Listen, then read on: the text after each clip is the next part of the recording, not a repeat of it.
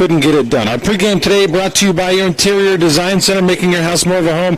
See some of the stylish looks on Instagram or go to interior-designcenter.com. And also thanks so much to Ideal Home and Paint since 1975, locally owned. Ray Odette. Thank you, Ray. You got the one right there on Tarbert Tabernacle for your automotive paint needs, and over on River Road for your home paint needs. And Andy, as we look at this game, obviously backs against the wall. All the cliches are there because if you lose, your season ends. That's right. Green Canyon coming into this game. The 9 seed, they had a mild upset in the Super Regional yesterday, lost big, and have a chance to respond here against Desert Hills with one of their better pitchers on the mound in Bauk today. Desert Hills, on the other hand, same thing. Looked okay against Pineview, but Pineview was able to hit Peyton Gubler, their best pitcher.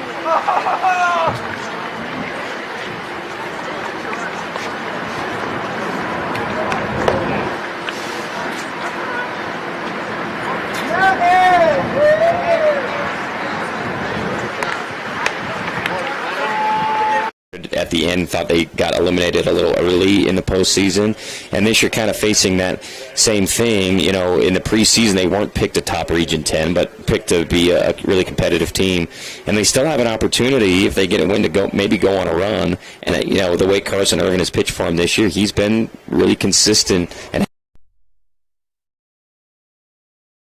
taste of, especially in the first few innings today. Got Green Canyon, the Wolves, who lost yesterday to Crimson Cliffs. In that game, I don't know, were you here for that game? I don't remember. I think you were out somewhere, but I did it. Was it with you or with Evan? I can't remember. I can't remember either. Yeah, no, I did the Green Canyon game. Yeah. Green Canyon started off by being super patient at the plate. I have a feeling that's something they're going to have to do today if they're going to have a chance against Desert Hills. Yeah, absolutely, and we'll see that at the top of the order.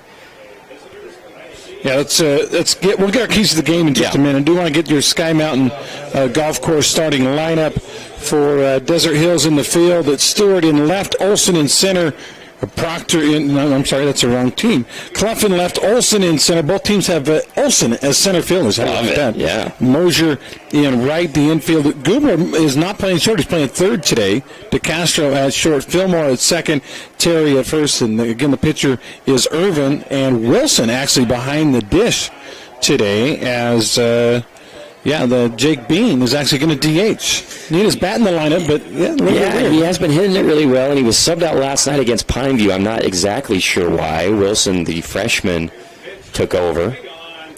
Ground ball right up the middle of the field, and Abe Olson, just like that, is given. Sharp single. Olson started on the mound for Green Canyon yesterday against Crimson Cliffs, one of their best baseball players, hitting .288 on the year, and that little single will help his average. Yeah, I'm always amazed these guys that pitch, especially if they get knocked around, that they can mentally kind of get up and get ready for whatever other position they're going to play. In high school, if you're a good pitcher, you're probably also one of the better players in another position as well. So we've got a runner at first with nobody out, top of the first inning. Desert Hills with their home whites. Green Canyon wearing, they kind of look like Desert Hills black unis with pinstripes, although their pins are kind of white and green instead of gold. That ball bunted foul. Cade Atkinson hitting about .284 on the year. He's the second baseman for this Green Canyon team. By the way, Green Canyon, again yesterday, 15-3, the grand slam for Crimson to end it, and Mercy ruled, and Yeah, they'd like to obviously leave without that taste in their mouth as well as they face Desert Hills in this one. Showing bunt and missing it this time, and that's strike two. And you got to figure, although you never know nowadays, that he's going to take bunt off with 2 strikes. Yeah, we know, that Desert Hills, Coach Cave is a very big believer in the bunt, manufacturing runs, sacking guys over. Looks like they'll take it off. Yep, and he swings and misses, and there's a Team D auto strikeout number 1 for Irvin. Nice pitch, just came right at him after bunting through a couple of pitches, came right with the fastball, and he couldn't catch up with it for out number 1. First out of the game as we are in an elimination game here in the 4A state tournament. Coming up later on today, we've got the 4:30 winners bracket game between Crimson Cliffs and Pineview. Yeah, another Region 10 rivalry game. And then the night game is a big one, Dixie and Bear River. For all the marbles, not all the marbles, for some of the marbles to stay on that winner's side and avoid the, mosh pit that the obstacle course that is going through the loser's bracket. That's a great term for it. Everybody trying to avoid having to go through that. Geertsen, fun guy to watch, hit but also play third base yesterday against Crimson Cliffs. Good athlete. Yeah. And in my opinion, and I don't know much, but the best player on this team is Zach Geertsen. Almost hitting 500. And it seems like everything to the left side he gobbles up. Yep. Hard hit, doesn't matter. Soft hit, he's there. And curveball misses inside. 1-0 after they check first a couple times. Geertsen made 2 barehanded pickups and throws. And usually when you barehand it, picking it up is hard but doable, but then you've got to somehow grip that ball enough to have an accurate throw. And both of them were perfect yesterday. As he fouls that one off. Just a bit late on a delivery from Irvin. We don't have a gun on Irvin, but obviously doesn't throw as hard as Peyton Gubler, but still pretty hard thrower. Yeah, we've yet to see that low. He kind of has a hard, I don't know if it's a slider or a slurve or whatever, but his out pitch has been devastating this year. See if we see it here. Outside, and it was only 1 strike, so maybe he was saving it. 2-1. Again, over at first base for the Wolves is Abe Olson. He led off with a single. And then a strikeout by Atkinson. It's Geertsen now, the third baseman. Waggling that bat over his head. And a delivery. Grounded foul to the left side. Nice play by the third base coach, although he used 2 hands. Coach Cave only uses 1 usually. Yeah, Coach Cave shows off there a little bit. We saw Desert Hills first base coach yesterday make a nice play. Oh, I didn't see that one. You risk getting booed if you boot it. So there is pressure on these coaches. And there's usually money in the jar too. Oh, sure. These base coaches. If you're going to attempt it, it's going to cost you if you miss. 2-2 pitch. Breaking ball, runner going on a play, and he just got a piece of it. And the runner is going to have to go back to first on a very, very slightly ticked foul ball. Yeah, I think that was the pitch we were looking for maybe. And Geertsen, just by the skin of the bat, stays alive. Good job to get a piece of it. The bad news there is, well, yeah, he would have struck out if he hadn't touched it, but the guy had stolen second easily. So we'll go 2-2 again. Ground ball left side, picked up by Gubler at third, over to second for 1, over to first. No, he holds on to the ball. Probably a good decision over there at second base by Fillmore, but they do get the lead runner. Wow, we talk about the incredible plays that Geertsen had made yesterday. We were so impressed by. There's one for Peyton Gubler, rocket shot. He backhand spins, gets the lead runner at second base. Very smooth play over there at third. It's kind of funny. I don't know how much Gubler has played third this year. In every game that I've done, he was either pitcher or shortstop. So I'm a little surprised to see him over there. But I will say this. That was a really nice play. And what a luxury to have maybe your best fielder playing third and not short, because we know DeCastro's pretty solid at short. Yeah, right. Yeah, it makes it for a very reliable left side of the infield for Coach Cave. I think Coach Cave was out there arguing that the slide made it so his young freshman couldn't relay it and try to get a double play. And so he's making that case in front of the umpire, who is 99.9% of the time is not going to change his mind. No. And I was remarking yesterday how, Coach Cave's approach to the umpires is different than, most managers. He's very, what's the word, AG? respectful.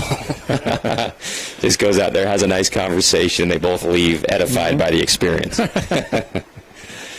Now the three umpires have gotten together to discuss the play, and I'm sure the base umpire that called the guy out but didn't call the second out on the slide is just saying, hey, did you guys see anything? Yeah. Did I miss it? Am I good here? Which it seems like you should have that conference before you argue with the coach, but they did just now rule the safe ruling for the guy at first. So 2 outs and a runner still at first for the Wolves here in the top of the first inning. And the batter will be Riker Erickson, the catcher. Erickson wears number 25. Again, they've got the black unis on this very, very hot day. It's supposed to get to 97 today. I keep thinking it's Desert Hills inter-squad scrimmage because the last couple of games we've done, they've been wearing the black pinstripes. Yeah. Save the whites for today. First pitch low. Nice job by Wilson at catch, not Bean. Something that's going to take a little getting used to because I haven't done a Desert Hills game this year where Bean wasn't the guy behind the dish. Same here. And we talk about the responsibility of a ninth grader in the playoffs. Add to that, put him at one of the most difficult positions on the diamond. Yeah. That takes a lot of trust in a kid. Yeah, there's only one guy besides the pitcher that touches the ball on almost every play, and it's the catcher. And oftentimes it's coming at you at a weird angle and a weird speed. Want to know the count? That one right at the knees for a strike. 1-1 now to the batter, Riker Erickson. So Erickson batted .370 on the year, 7 doubles and 21 ribbies. It's been a little bit of even though this isn't a bigger field than other places we play, it feels more spacious, doesn't it? Absolutely. Well, fouled off to the right side into the screen. Again, I used to do many, many Dixie State games here, also minor league Pioneers games here. The two corners, they've raised the fence up, so they're really high, and center field seems like it's slightly higher as well.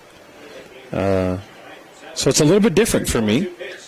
Ground ball left side, Goober dives, can't get it. Nice effort at third, but the left fielder, Clough, will have to pick it up. He throws it in to the cutoff man. That's a solid single now for Erickson.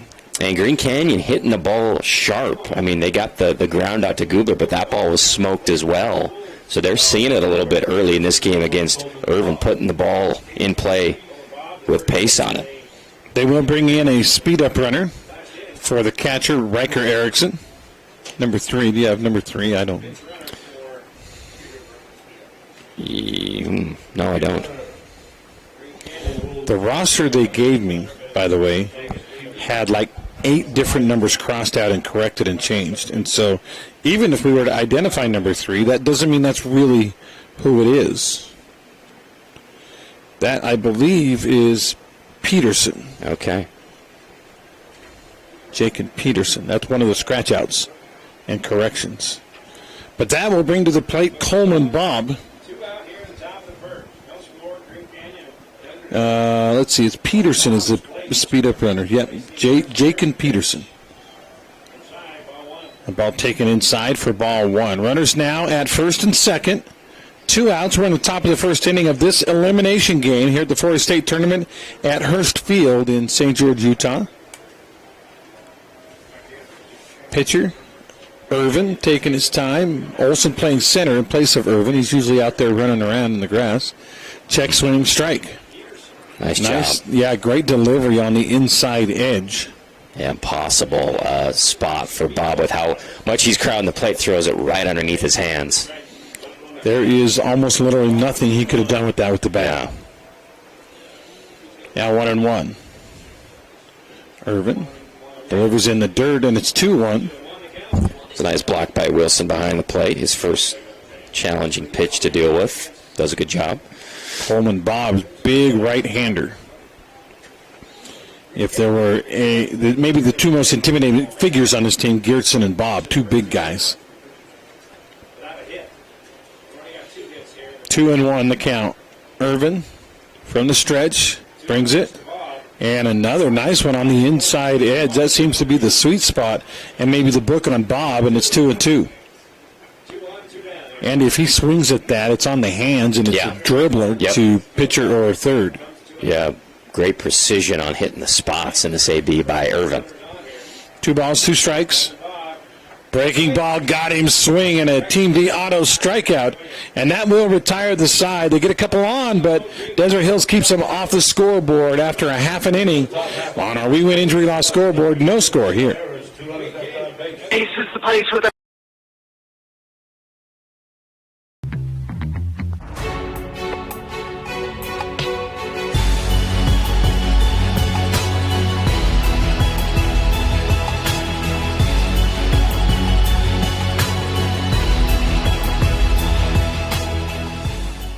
'Hey Southern Utah, Tyler here, Boulevard Home. We wanted to take this time to thank you for voting us the best furniture and appliance store in Southern Utah again this year.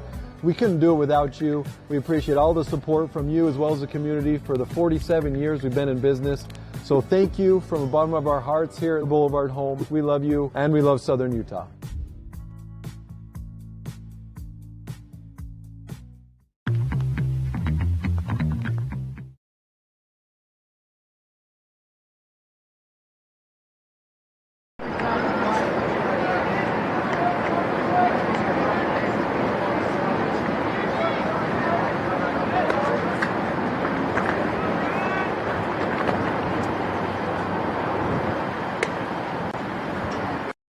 p.m. We obviously, if you do the math on that, this game was supposed to start at 1:30. We didn't start till closer to 2, and we're just in the bottom of the first inning. And let's talk about keys to the game real quick as we get ready to go with Bauk, the ace, I think, of the staff on the mound for Green Canyon. What do you see these two teams need to do to get a win here? Yeah, Bauk, they both got 2 of their best pitchers pitching in a do-or-die game, so they're in a good situation. Bauk 5-0 on the year and has the most innings pitched on the team. I think for Desert Hills, coming off of yesterday's game, it is limiting the free passes, the walks. Obviously, Pineview, one of the most top 3 seed in the tournament, but today I think Carson Irvin's done a good job finding the zone. He got hit a little bit, but ground balls and nothing too threatening there in that first inning, but they need to limit the hit by pitches, and that's something we've seen in almost every game. It's amazing how many guys have been hit by pitch in this tournament here at Brucehurst Field.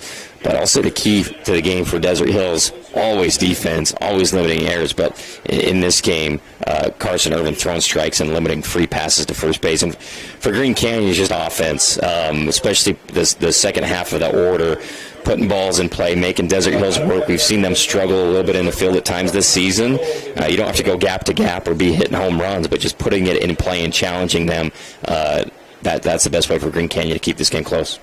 Nick Bauk this year has a perfect 5-0 record with an earned run average. Get this, 2.18. That, folks, is really good. Bauk in 45 innings pitched gave up 44 hits, 14 earned runs. He has a 2-to-1 strikeout to walk ratio. As we're ready to go with the bottom of inning number 1, leading off for D Hills on, again, our Sky Mountain Golf Course starting lineup, Cole DeCastro. He's been leading off most of the year for these guys, and he promptly laces a single into left field in the hole, and first guy is on. And that is his sweet spot, just ripping a ground ball through the infield on that left side. He always gets the barrel out and does a great job at that leadoff spot for Desert Hills. By the way, thanks to Camping World of St. George for sponsoring our keys to the game, and thanks to Andy for putting those keys together. Your 2022 adventure starts at Camping World of St. George, right down here at 1500 Hilton Drive, or I guess technically it's now Auto Mall Drive, but you know where it's at, with a full service store, parts, service, everything. Bauk with the bender, a little slider, will not drop in for a strike, and the count 1-0 now to Carson Irvin. That's your opposing pitcher. This is usually especially with Irving, who can bunt for a hit, a guaranteed sack situation for Coach K. We'll see if that's the case. Didn't show bunt on the first pitch, doesn't show bunt here. Grounds it up the middle. Slow roller. He's going to have to just go to first for 1, and just did get Irvin. Irvin didn't like the call. He thought he was on the bag before the baseball got there, but the call is made, and out number 1, so no sacrifice, but it worked out that way. Yeah, really nice play by Jensen over there at shortstop. It's rare that a chopper like that hit by Irvin doesn't yield an infield hit for him because of how fast he is, but Jensen charged it, thought about trying to tag second, thought better of it, and made a really good throw over first. Maybe that's why Irvin was upset. He's never been called out on one of those before. Yeah, right. But now you've got a runner in scoring position with one out, and the batter is hard-hitting Peyton Gubler. And the first pitch to Gubler bounces in the dirt. Nice block by Erickson. We had a couple of Ericksons on Dixie, GJ and Ridge. Yeah. Yeah, and then now we've got Riker on Green Canyon playing catcher, just like Ridge. Want to know the count after the bouncer. The pitch hit straight back and right over the top of us for strike one. Gubler's been in a mini funk over the last few games. He finally broke out of it a little bit yesterday with at least one line drive base hit late in that game against Pineview. But he's popped up a lot on the infield and to the right side. I'm sure Desert Hills would love to see him get going here. Breaking ball inside, little tight, ball two. Pretty good hitters count, 2-1.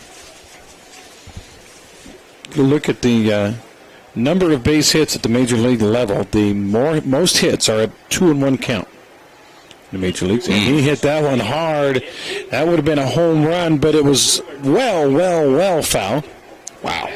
Hammered that one. Got the head out, bounced into a parking lot out there across the street, and hit a, what is that? That ain't a Camaro, is it? That black car out there. Anyway, nice Looks rip. like an old Camaro or Trans Am or something. Way out there. Unleashed on that one. He smokied it, right? Yeah. Smoking the bandit. Yeah. Ball two as that one misses outside, so the count is 2-2 now to Peyton Gubler with Kyler Terry on deck. Runner at second, one out. And the pitch.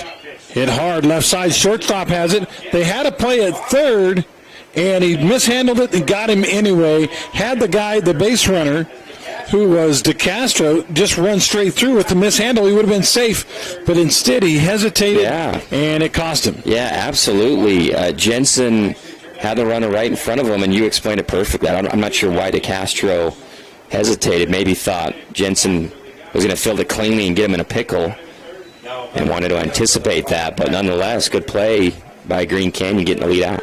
Good news, bad news for the team hitting. Desert Hills now has a guy, still has a guy on base, but instead of at third, they've got a guy at first with two outs. And Kyler Terry at the plate. Terry, right-hander, fairly close to the plate. And they check over to first twice. Playing a little game of catch with his buddy Coleman. I guess the book on Gubler is maybe he's going to go on this one because they've been paying him a lot of attention. Pitch, ball hit high and fairly deep. Center fielder, left fielder, left fielder actually takes charge, and that is out number 3. So hit pretty hard by Terry, but it's just a long, loud out. And, Andy, we played one here in an elimination game. We've decided nothing, 0-0 as we head to the second.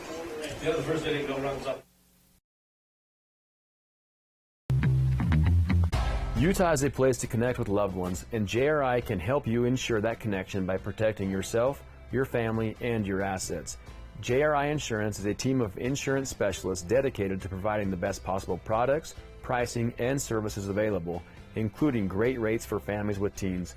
With locations in Payson, Saratoga Springs, West Valley, and Cedar City, JRI is proud to represent Utah's insurance company, Bear River Mutual. Visit us at jriteam.com. Need an appliance or two? AWP's got you. Check out the remodeled expansive showroom, highlighting the Cafe series with colors like matte black, matte white, and modern glass. Make your kitchen stand out. Come see the local boys at AWP across the freeway from the Bloomington Walmart.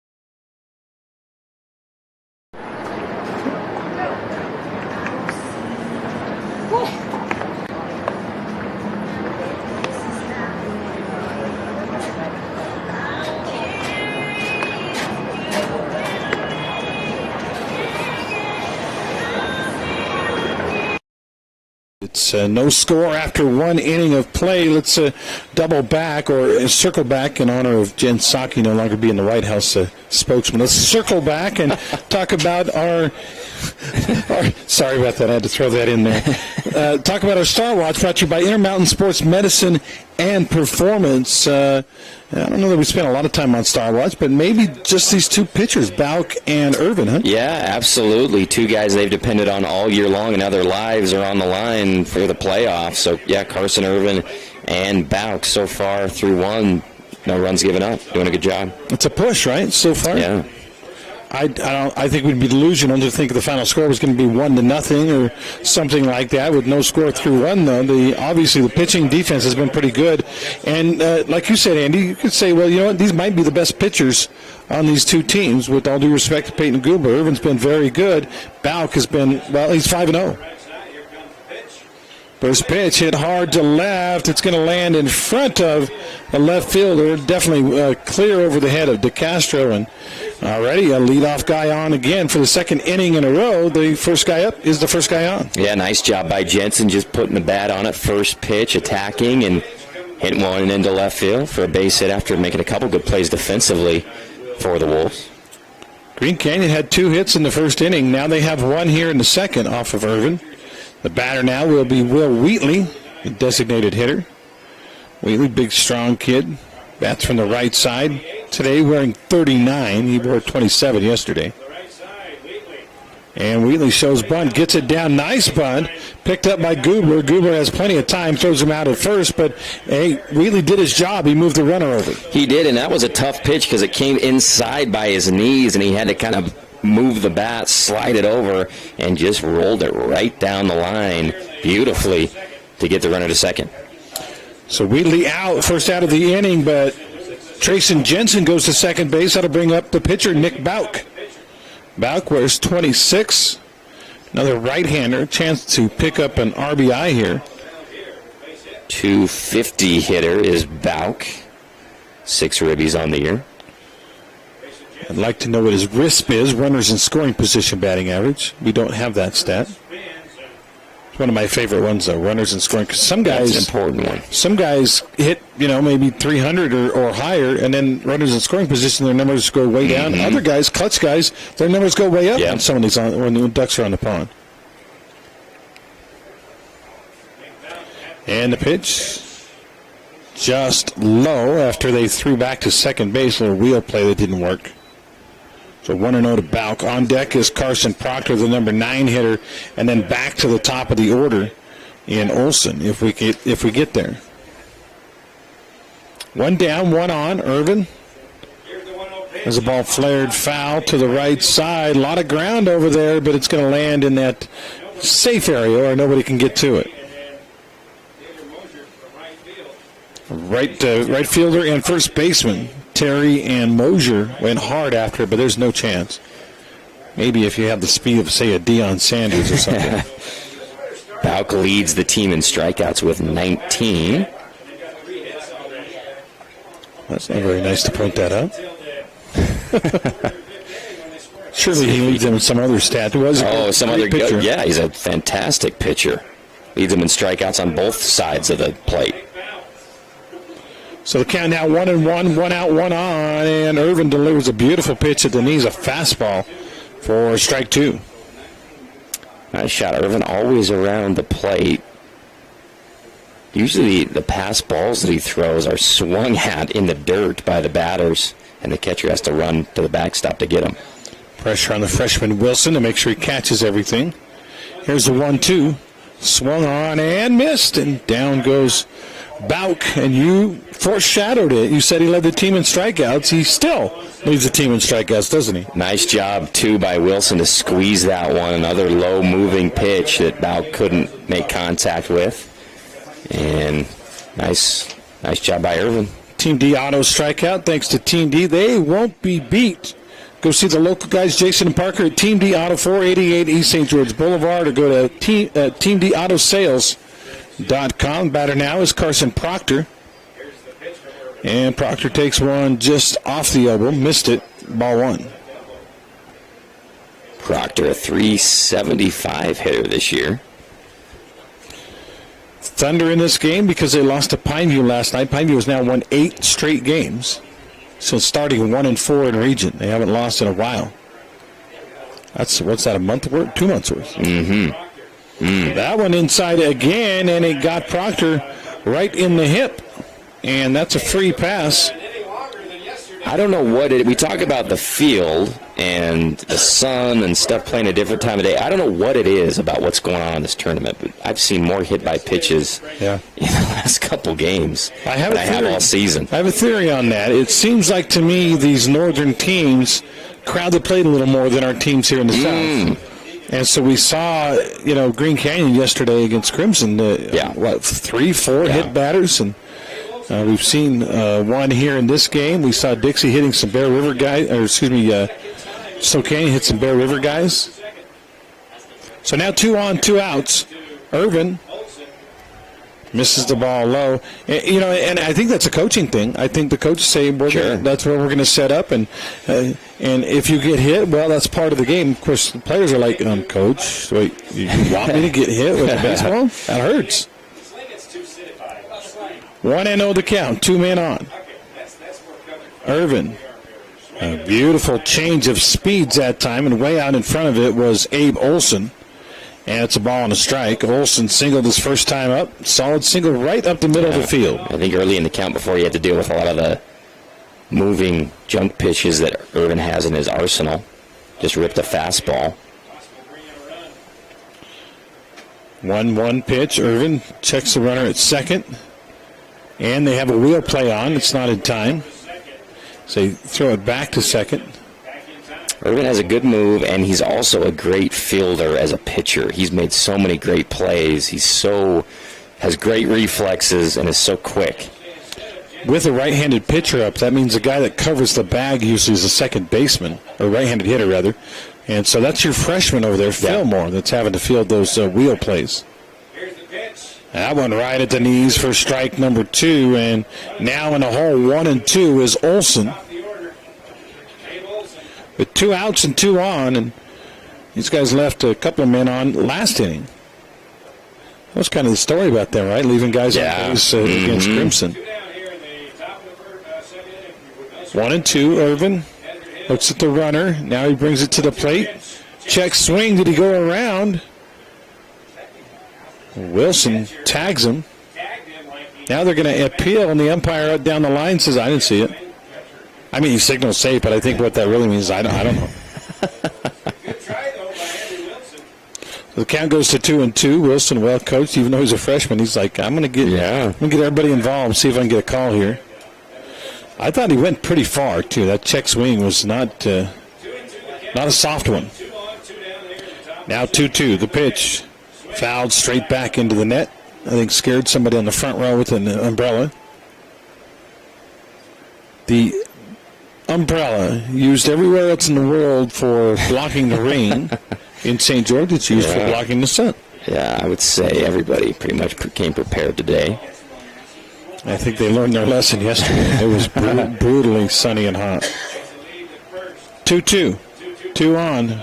Breaking ball over the head of Olson. Nice catch by Wilson, but that makes the count 3-2, and that means, Andy, the runners will be off with the pitch. They'll be running no matter what happens here.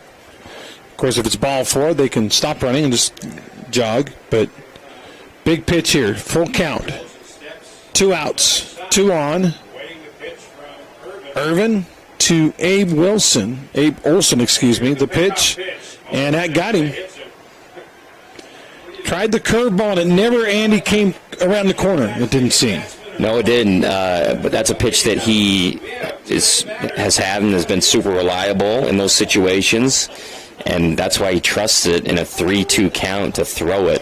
But that one didn't come through for him, didn't break enough, and another hit by pitch for the Wolves. Crimson had 4 of them yesterday. That's 2 now already for Desert Hills. We're on pace.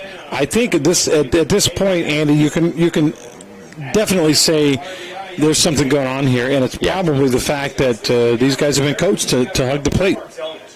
Something that maybe we don't do in Southern Utah, and I'm not going to criticize that statistic because or that strategy because it seems to be working. Absolutely.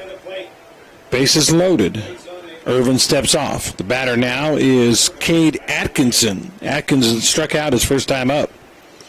were already batter number 11 in the lineup. So they've gone 1 through 9 and then 1 and 2 now. And we're just in the second inning. Irvin takes his time and delivers and hit him, and a run will come home on the hit batsman. The third already here in an inning and 2/3. Unbelievable. I mean, once again, we I can't get over it. With the bases loaded, that was a fastball too. That wasn't a breaking pitch that didn't move. That was a fastball right in the lower back. And we'll have Coach Turley come out and have a little chat with the defense. Trace Jensen comes home. Carson Proctor to third. Over to second goes Olson, and I say a free pass for Atkinson, but he paid for it with a little pain, perhaps. Mm-hmm. Yeah, that one hurt. Ever been hit by a baseball, Andy? Yeah, sure. It does not feel good. No. In fact, one of the reasons I wanted to get out of the infield was I was afraid of a bad hop hit me in the face. It happened once. Once it's happened once, you don't ever want it to happen go again. back. Yeah. 10 hit batsmen in the first game. Wow. Number 10. So, 2 hit batsmen in this inning, and 3 in the game already, and it's 1-0. And Green Canyon has the bases loaded. They're a base hit away from making it maybe a 3-0 game. The batter is Zach Geertsen, perhaps the best hitter on this team as he takes a strike. Yeah, absolutely. Huge opportunity for the 9-seed Wolves here to get out in front even further with the bases juiced. Geertsen hit a hot shot to third that Gubler gobbled up last inning. He hits that one again. If Gubler can't get it, it'll bring in a couple for sure. 0-1. The pitch low and away, and that's ball 1. Good job by the freshman, Wilson, because that looked like might have produced a run. Mm-hmm. Yeah, he's had a couple nice blocks behind there. Green Canyon 1, Desert Hills nothing. We're in the top of the second inning. And the pitch. Check swing, and they say he didn't go, so ball 2. Again, a walk's a run. Hit batters a run. We've seen that story before. Geertsen, 24 ribbies, second on the team. Irvin with the delivery, ball flared out of play to the right side over toward the parking lot next to the stadium here, and a count out 2-2. Well, Irvin has had 2 strikes on a couple of guys, but only has the 2 strikeouts. No, make it 3. He has 3 Team Deotto Ks. Could really, really use one right now with the bases loaded. I think this is where you go with a low biter. There's the pitch. It was low, but it was outside, and that's ball 3. And guess what? Runners will be in motion again. 3-2, 2 outs, bases loaded. If you're over there at third, go way, way, way foul. You don't want to be hit by one of Geertsen's liners.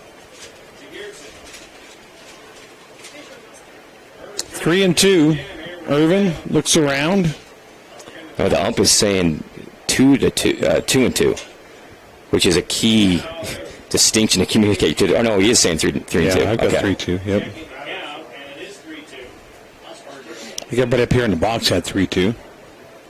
Maybe the up lost track for a second, but we got it. And the runners will go. It'll be a merry-go-round for Geertsen. What can he do with it? Here's the pitch. Swung on and fouled. Just got a piece of it and fouled to the left side. Whew. That's the thing about baseball. You think you have the climactic moment, and then, oh, foul ball. Yeah. Let's do it again. Great battle. Irvin on the mound, Geertsen at the plate. 2 outs, bases loaded, full count here in the second inning. Irvin from the stretch. The delivery hit hard to left field. Left fielder, though, all over it. In fact, he barely had to move. And Clough makes a catch to retire the side. Wow, what a job just getting out of that. Tough luck for Geertsen because he had a 7 on the QAB chart with that rip. But just 1 run given up. Definitely a quality at bat, but it ends up with nothing. Although they do get on the hit batter RBI, they get a run home. After 1.5 on our We Win Injury Loss scoreboard, it is 1-0 Green Canyon. Tony Balonovich pitcher with another reason not to eat the Jimmy's Johns. These tryhards fresh bake their bread all day. Enough with the fresh baked nonsense. Stevie. You're dead to me! Jimmy John's, the sandwich of sandwiches. Camping World St. George is your #1 dealer in southern Utah. Get your adventure started in the retail store with all your camping accessories. Find the largest selection of travel trailers and fifth wheels and motor coaches. Why in the world would you go anywhere else than Camping World St. George? This is Parker. This is Jason with Team D Auto Sales. Supporting local sports for over 20 years. That's 2 decades. Come to Team D Auto Sales at 488 East St. George Boulevard or teamdautosales.com. Yeah! Team D, Team D.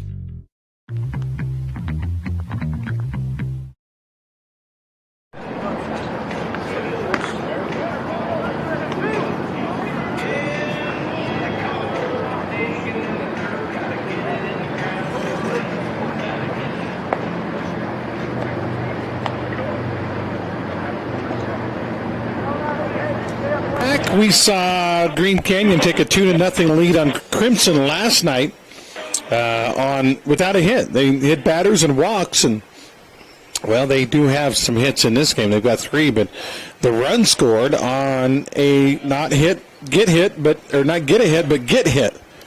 The RBI hit batsman in this game made it 1-0.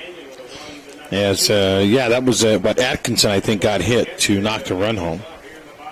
Now we'll go bottom of 2, 1-0. Green Canyon on top, leading off for the Desert Hills Thunder. That'll be Andrew Wilson, the freshman catcher today. You and I were talking about this last week. It seems like Wilson, they're going to find a way to get him on the field like they are now. They've got him at the catcher as he hits that ball flare to shallow center. That's going to drop in, as Devin likes to call it, a dirty bomb. I like to call him a Texas leaguer. Whatever it is, that's a base hit for Wilson. Yeah, Wilson is just, gets on base a lot, and even though he didn't hit it hard, he still gets credit for a single. He'll get courtesy ran for being the catcher today, and heck of an asset to have a 9th grader who's this big of a contributor in a playoff team.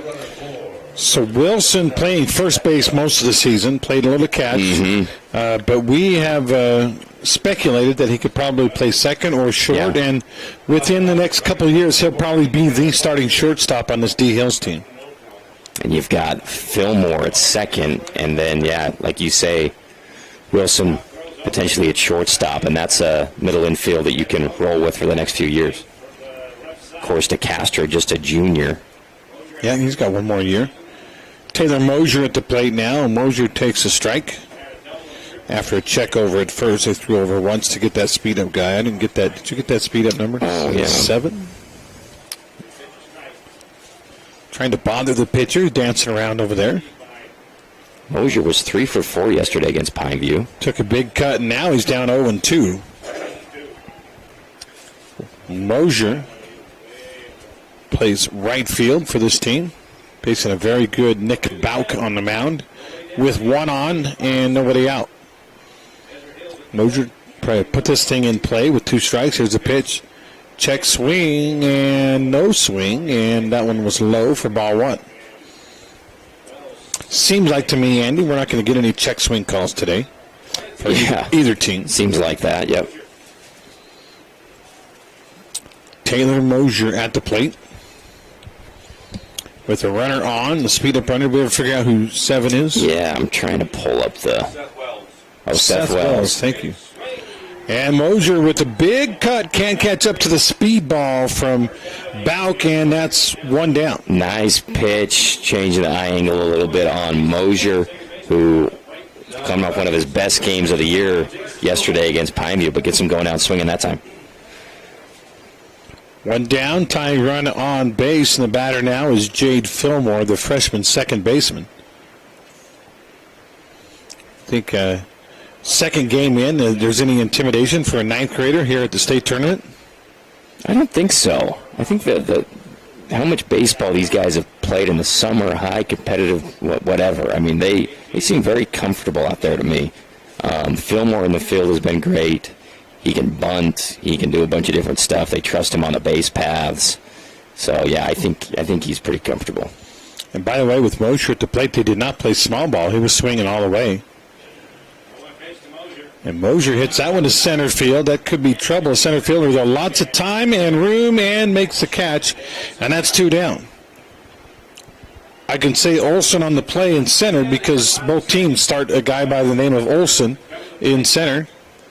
That one, when it first jumped off his bat, was a line drive, but then it kind of got up in the jet stream and just sat up there. And was actually an easy catch for Olson. Yeah, good wood by Fillmore, but here's Bean DHing today. Cool off a little bit from what we saw him in that Cedar Series, AG, against Pineview yesterday, but has been on a little bit of a tear. Yeah, Bean can swing it, although he swings and misses on that one. The steal attempt, and they got him. The speed-up runner has been, Wells is gunned down, and that will retire the side. So nice play by the catcher, Erickson, to gun down the attempted steal. It was a weird kind of delayed steal, but that'll retire the side. 2 complete in the books on our We Win Injury Loss scoreboard. 1-0 Wolves.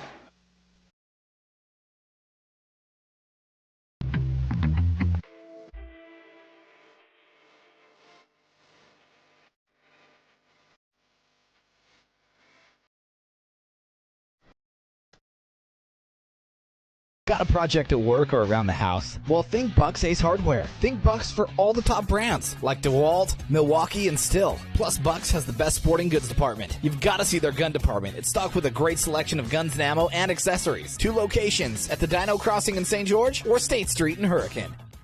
Hey, it's Luke with Udine Associates at American Family Insurance. At Udine Associates, we love insurance so you don't have to. With a quick call, we can get you an instant quote with the right coverages. My team of licensed agents are ready to help you with better insurance from American Family. Give us a call at 435-251-9102.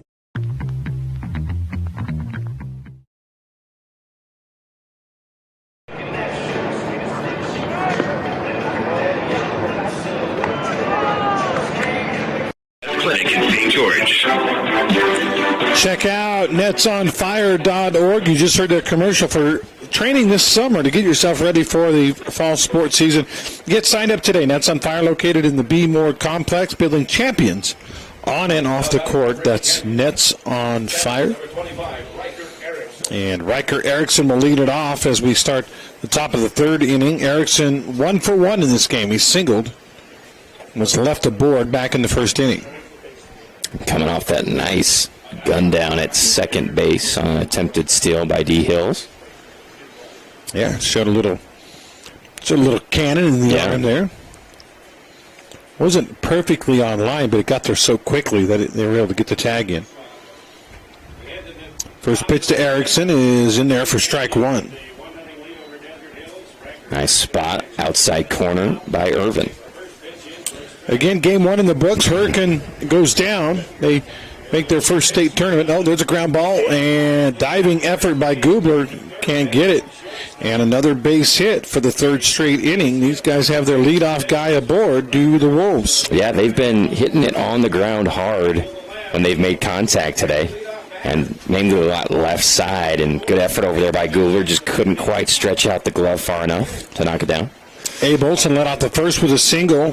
Trayson Jensen led off the second with a single. And now Riker Erickson led off the 3rd with a single. And Coleman Bob will come to the plate. Big right-hander. I don't think we'll see him bunt. They throw over to first, not in time. Do you have, what was Irvin's earned run average this year? Do you have that? See if I can pull that up. Bob swings and misses at that one, and the count is no balls and a strike. That was they did check over to first on a throw for a second. Irvin so far in this game with 3 Team D auto strikeouts. He shows bunt. He gets it down. It is picked up. They got to play at second. They get the lead runner. Nice job by Irvin to scoop that thing. You mentioned a great fielder, and he didn't hesitate. He wheeled and threw a second right away, and they got the lead runner. Knowing the situation, yeah, anticipating that a bunt, even with the, I wasn't thinking Bob was going to bunt, but Irvin, great reflex, makes a perfect throw over to second, get the lead runner. Devastating on a sack bunt. No chance on a double play, but they do get the lead runner, so Bob is safe at first. Riker Erickson, or the guy that was running for Erickson, is out, and the batter now will be Trayson Jensen. Jensen scored the first run, the only run of this game, and he pops it up in foul territory by first base. First baseman over snow cones it and makes the play. How about Kyler Terry on that one? Excellent job. Yeah, that was drifting initially. I thought it was going to clear and get out of play. Terry stayed with it, made a nice snag for out number 2 on Trayson, who's one of the best hitters on this Green Canyon team. And I'll say this, we talk about some of our ballparks not having a lot of foul territory. There's actually quite a bit in Desert Hills. Maybe not as much here at Hearst Field, but there's quite a bit at Desert Hills, and that's why Terry maybe didn't give up on that play. He's like, you know what, I can still get this thing. And he did. So Very 2 tough. down. And the batter is Will Wheatley with the runner at first. They check first again. A couple of throws over there. Now we're ready to go. How about one to the plate, Irvin? Here's the pitch. Ball is nubbed to the pitcher. Jumps and catches it. Actually, it was in the air. I thought maybe it hit the ground first, but boy, great fielding again by your pitcher. You said it, Andy. Yeah, Carson Irvin, such an athlete, an asset there on the mound defensively to get him out of that inning. Great job. 2.5 in the books. It's an elimination game at the 4A State Tournament. It's 1-0 Green Canyon. Desert Hills coming to the plate.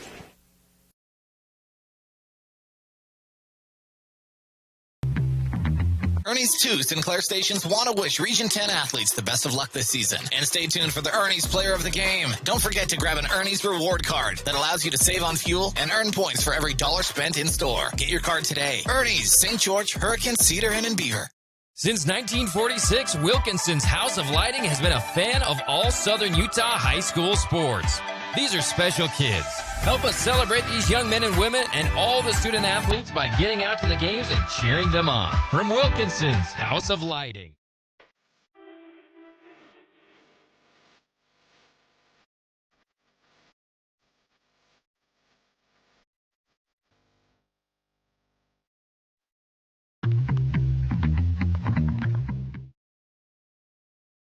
Or visit InfoWest.com to learn more. Always there for you.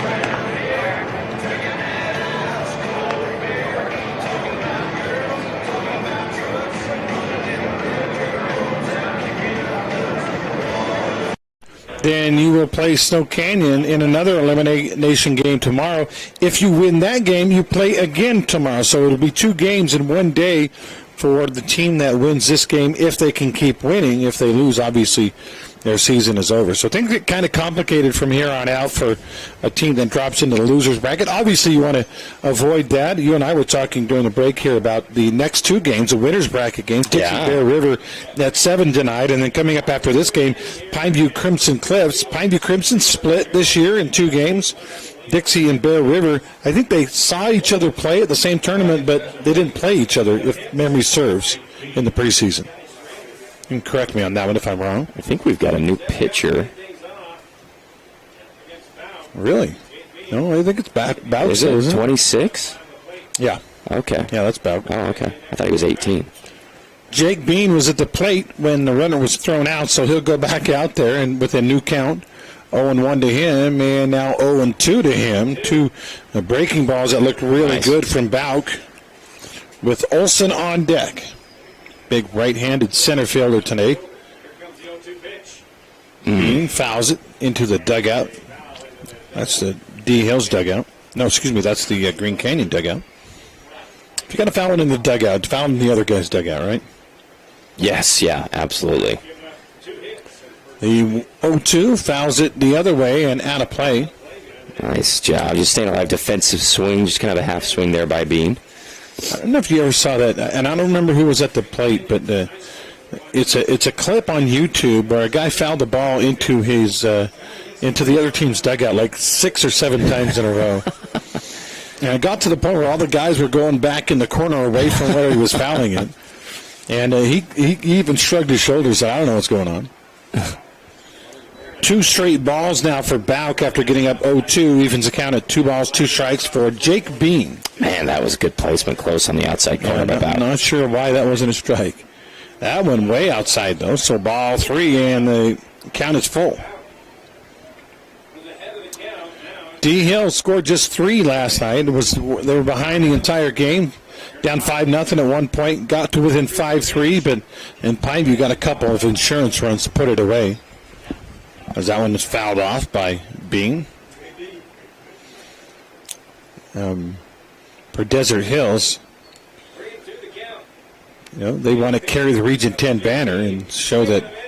There's a swing and a miss. The catcher dropped it, but he tags him. And that's out. Number 1. Team D auto strikeout for the pitcher Bauk, and Eric Olson will come to the plate. Olson hit one of the key plays last night. Olson was up to the plate, and as he looks at it, curveball for strike 1, beautiful pitch. And Desert Hills had some runners on, and he hit a laser, which would have been a base hit, but it hit off the base runner's foot and ended the inning for Desert Hills when they were trying to tie it, and they kind of turned on there. But he's been hitting the ball really well, solid. Another breaking ball, though, drops in, and he's in a hole now, 0-2. Here's the pitch. Swing and a miss. No, he just got a piece of it. Just got a piece, so it'll be a foul ball. The count remains 0-2. Yeah, Bauk is dealing right now. He's got that breaking ball really working. Allowed 2 hits. That ball grounded by Olson to short. Jensen up with it across the diamond in plenty of time. 6-3 on the putout, and that's 2 down. Nice play over there by Jensen. He's got the long sleeves going, but he's got something around his neck.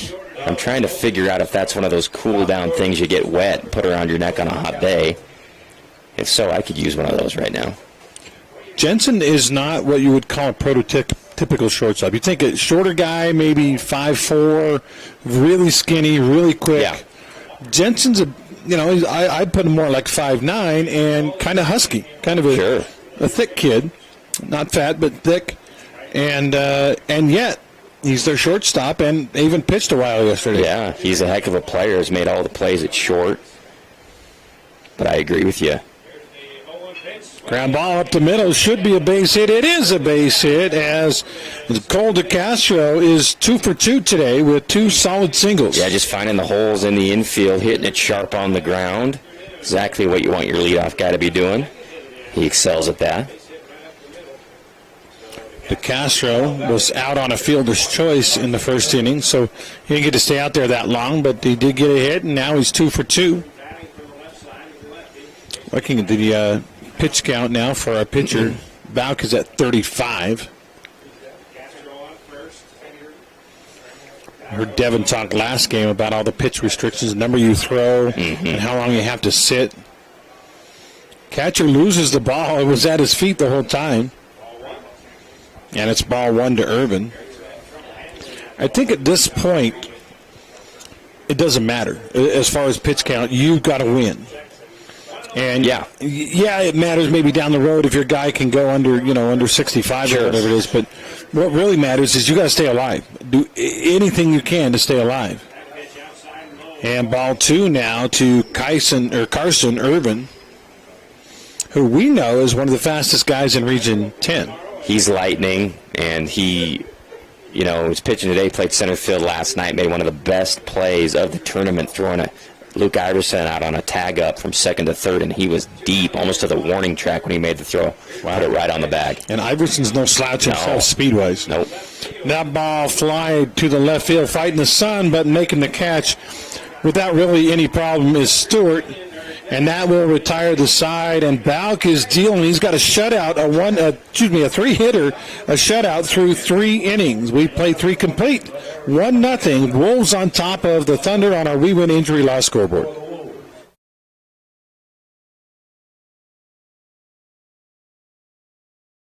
Locals Choice for a full-service car wash. It's fast. Have your car washed in just 20 minutes or less. Fabulous Freddy's always keeps it clean inside and out with 2 Southern Utah locations as well as in Vegas, Lehigh, and Sandy. You've been eating the delicious sandwiches from Jimmy's John's? They got summer wraps. They're new. This one's chicken Caesar. Got croutons too, boss. Freaking Jimmy's John! New summer wraps. Get them before they're gone. Sky Mountain Golf Course is in great shape this spring. Sharpen your game with the Springtime Radio Golf Special. 18 holes, cart, range balls, and lunch, all for just $69. As always, don't forget to bring your camera. That's only at Sky Mountain Golf Course. 435-635-7888.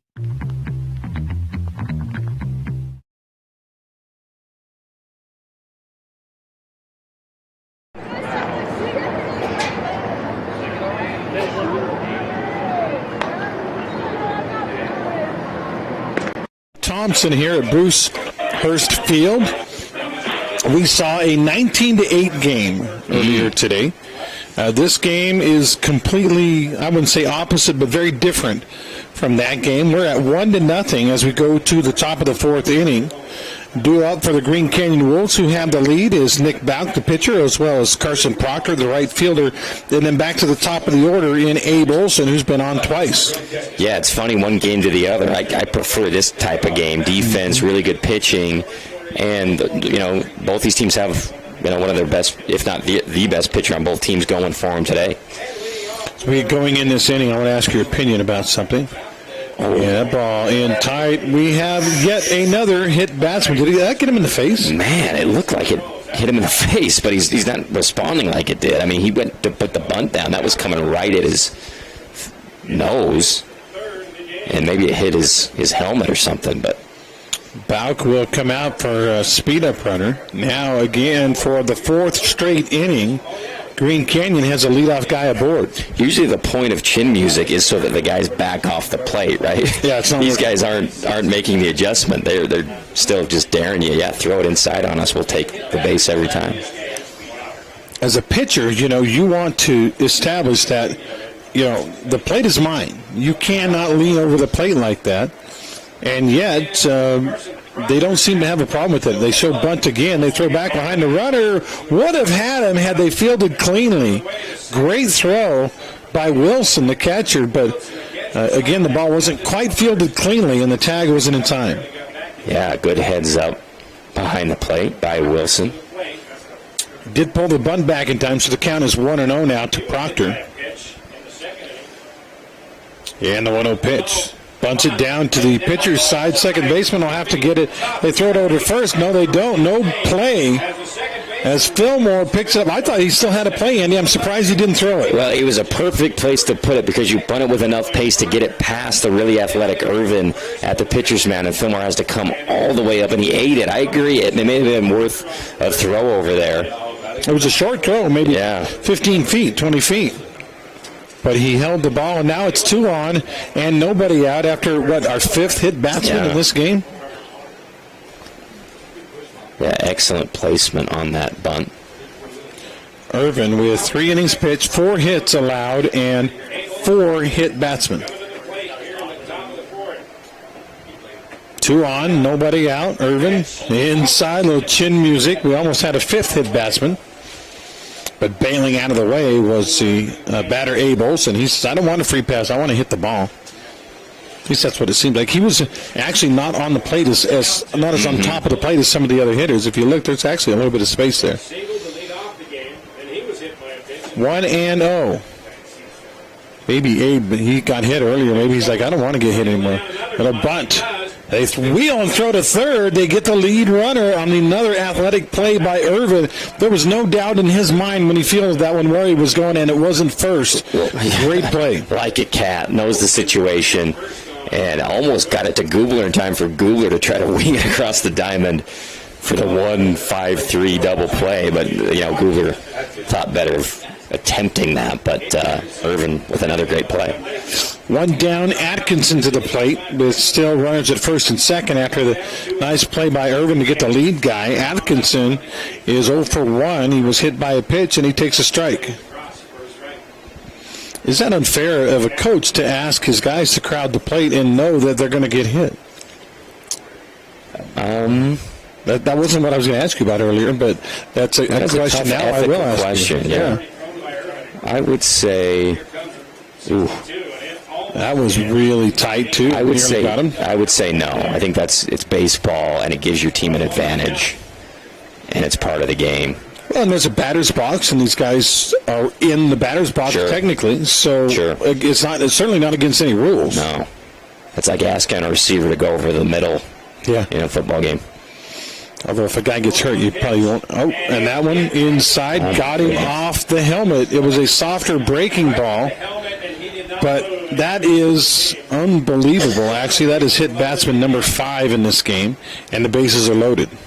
Incredible. Now, Coach Turley's going to come out and chat. I doubt he's going to pull Irvin, but just a defensive, probably strategy meeting out on the mound here. Brought to you by the Scott Gibson team at Intercap Lending. They don't mess their rates or their fees. Check out the Scott Gibson team.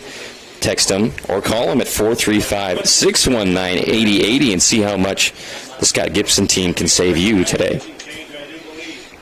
Going to third is Proctor. Going to second is Olson. Going to first with the hit batsman is Atkinson. And the batter, maybe the one guy, if you were Green Canyon, that you would pick to be at the plate right now, Zach Geertsen. Absolutely, and he's been up before with the bases loaded in a key situation. No, I'm surprised they are taking out Irvin. Wow. All right. Scott Gibson team Intercap Lending timeout as we've got a pitching change here from Bruce Hurst Field. We'll take a break. Be right back.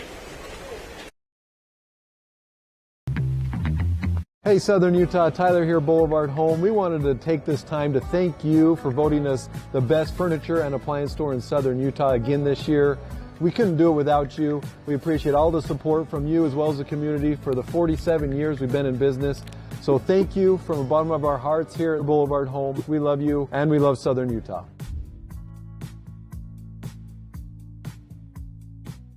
Ace is the place with a helpful heart. See Hearst first this month for great deals on red hot buys at Hearst Ace Hardware. Make sure and get an Ace Rewards card for savings around the house, the yard, or the job site. Stop by Hearst General Store Ace Hardware, conveniently located in the heart of downtown Cedar City and St. George. Period. Since 1946.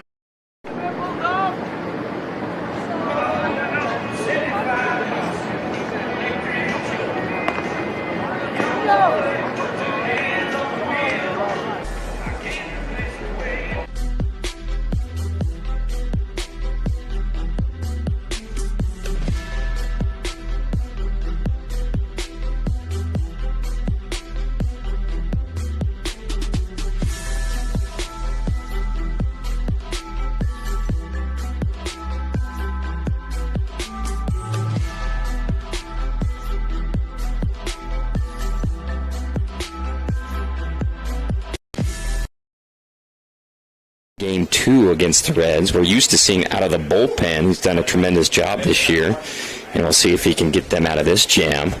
Best hitter out for Green Canyon. Runners in scoring position, bases loaded. Geertsen at the plate. All he's done in this game, he is technically 0 for 2 with a fielder's choice and a flyout, but you go deeper maybe between the lines on those. The grounder, the fielder's choice, was a hot shot that if Gubler's not playing third, probably anybody else in the state doesn't make that play.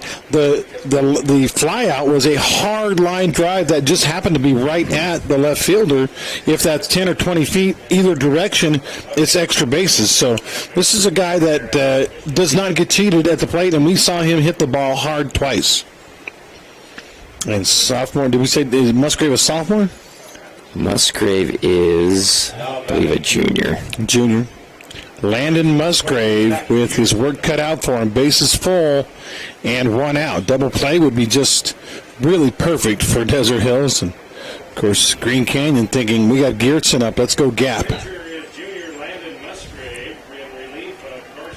Yeah, he is a junior. My guess is Irvin is out at center field perhaps now. Mm-hmm. And they moved Olson over maybe to left. Yeah, it looks like Mosier's in right and Olson is in left. First pitch from Musgrave hit foul to the right side and out of play. Geertsen, big number 22, right-hander. He's got muscles on top of his muscles. Yeah. Big, farm strong from the Cache Valley. 0-1 to the somewhat diminutive Musgrave. What, maybe 5'8"? And the pitch. And fouled off again. A little bit late swing again for Geertsen. He's like, I got to get this kid's timing down. 0-2, though. Good start for Musgrave, because what he didn't want to do was throw 3 straight balls and be in a pressure-packed situation where a walk would score a run. Now he can afford to fish a little bit, Andy, perhaps? Yeah, absolutely. 0-2. Musgrave's a finesse lefty, so he's not going to try to throw it by Geertsen. The 0-2. High pitch for ball 1. Not a surprise. Strikeout, obviously, best case scenario for Musgrave in the situation. Or a double play. Or even better, yeah. Yeah. But that would require Geertsen hitting the ball and hitting it pretty hard. 1-2. Musgrave delivers. Ball hit to the right side. It's going to be over the second baseman's head. That'll bring 1 run in. That'll bring 2 runs in. It'll be a 2-run single for Zach Geertsen, and it's 3-0. And finally, Geertsen, he's hit the ball hard all day, and this time the baseball gods allow it to actually go where somebody's not for a base hit. And I would submit to you that was maybe his softest hit of the day. Yeah. The other 2 were hit harder, but they were outs. Yeah. So Landon Musgrave, knowing he had to throw strikes, couldn't walk anybody home, goes down the middle on a 1-2 pitch, and Geertsen makes him pay. And it's now 3-0 with a 2-run hit, 2-run single. Now Geertsen at first, at second is Atkinson, and the batter is Riker Erickson. Erickson is 2 for 2. Andy? First pitch for the catcher from Green Canyon. Musgrave delivers and out of the strike zone, ball 1. Thunder trying to keep this thing alive. Talking about their season. And right now they trail 3-0. What's that, 6 hits on the board now for Green? Yes. Yep. That ball poked foul. 1-1. Coleman Bob on deck. 1 out. Still got the double play in effect with runners at first and second if he can induce a ground ball. Wolves, I want to say they're 15-12 this year, something like that. That ball misses away. 2-1. See if my little app is 16-12. 16-12 this year. Trying to win their 17th game. Thunder, I think, are 12-12 or something like that. And the pitch from Musgrave. Slowing way down now. I thought he was going to deliver, but now he does. Ball hit high in the air to center field. Back is Irvin. Plenty of room. Makes the catch. The runner will tag from second, and they'll have to cut that thing off. The play is easily in from second to third. Goes to base runner Atkinson, but that's 2 down. Yeah, here comes big Coleman Bob with a chance to extend the lead with runners on the corners. Nice play out there by Irvin. He was drifting out towards right center. He still tried to make a throw all the way to third like he did last night, but that is a furlong to try to throw it. Yeah, that's a long, long ways. You can probably run a Kentucky Derby shorter distance. So we've got the Coleman Bob at the plate with runners at the corners now, and 2 down. Bob is, let's see, he's 0 for 1. Takes a ball there. He struck out once, but he also reached. He was, see if I can read my own handwriting. I think he was one of those that was hit by a pitch. There's been a lot of them, 5 of them actually in this game. Irvin is still responsible for one of those runners out there, so we can't quite close the book on his pitching day. Musgrave, the 1-0, in there for a strike at the knees, 1-1. Good spot. Gave up that 1 hit, brought in a couple runs, but if you can get another pop out or a ground out here on Bob, not a bad effort by Musgrave in relief. You're right. Ground ball up the middle. The Olay play by Fillmore at second. He misjudged the short hop. should have either backed up or charged it. Instead, he just kind of stood there in the middle, and the ball ate him up, and another run will score. It's 4-0. Yeah, he was just, you're absolutely right. He was just in limbo and just made it an impossible play for himself, kind of hesitating. And because of that, a run comes in. So Geertsen will go to second. Bob is safe on the E4 at first. And that'll bring up the 8th hitter of the inning, Trayson Jensen, the shortstop. Tough play for the second baseman, that Fillmore, this freshman.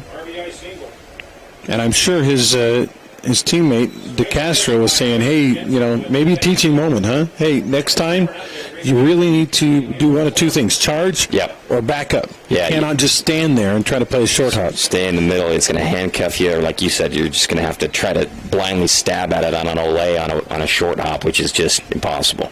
0-1 to Jensen, the pitch. Jensen hits it high and foul. Should be playable. The catcher, Wilson, over, and he cannot make the play. Fighting the sun, fighting the ball straight up in the air, and he just can't hold it. That is strike two. However, tough break. Yeah. For the Thunder. They should be out of this inning. Actually, twice now. Yeah, absolutely. Musgrave not getting much help from the defense here. But he does have Jensen 0-2. On deck would be the number 9 hitter in this inning if they can get to him. That is Wheatley. 4-0. Wolves on top of the Thunder. The delivery swung on a miss, so Musgrave gets out of the jam as he gets him swinging for Team D Auto strikeout number 1 in this game for for that pitcher, Musgrave. But another run comes home. It's now 4-0, and we'll take a break.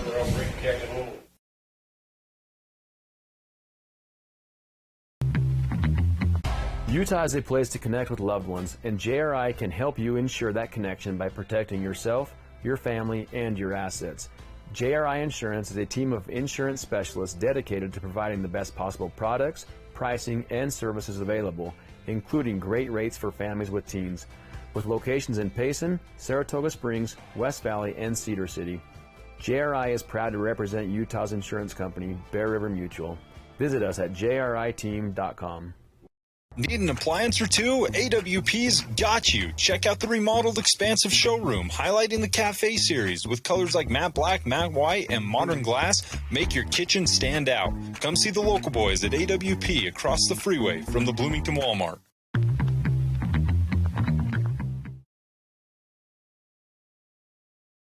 Fifth Wheels, toy haulers.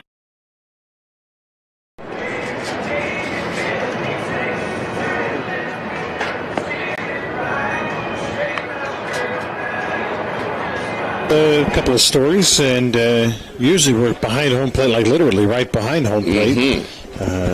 Even here at Hurst Field, though, even if you're behind home plate in the stands, it's quite a ways back. They have a lot of foul territory here at Hurst.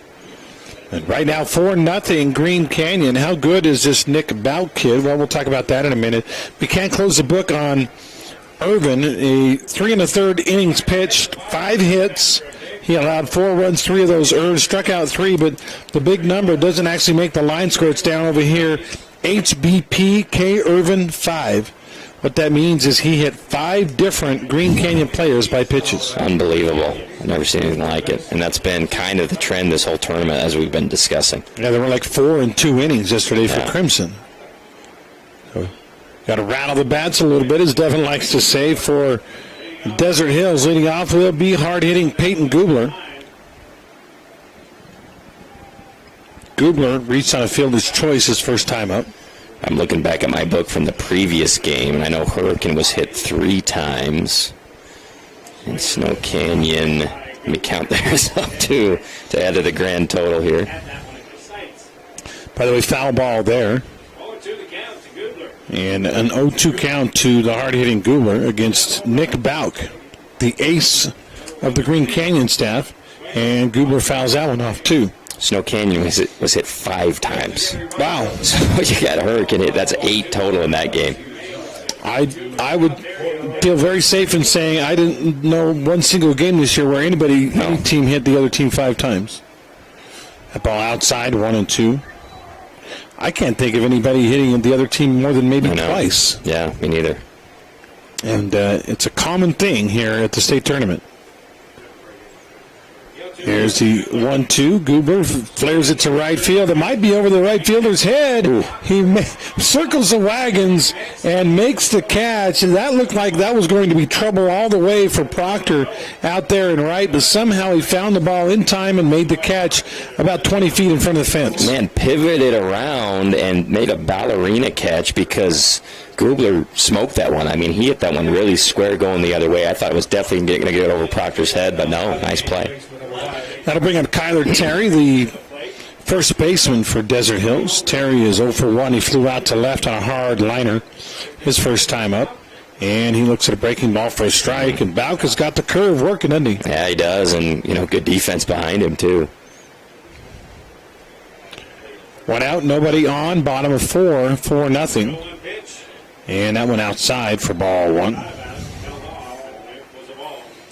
Again, coming up here on ESPN Radio and SportsRadio977.com, we've got winners bracket games. As that ball fouled back.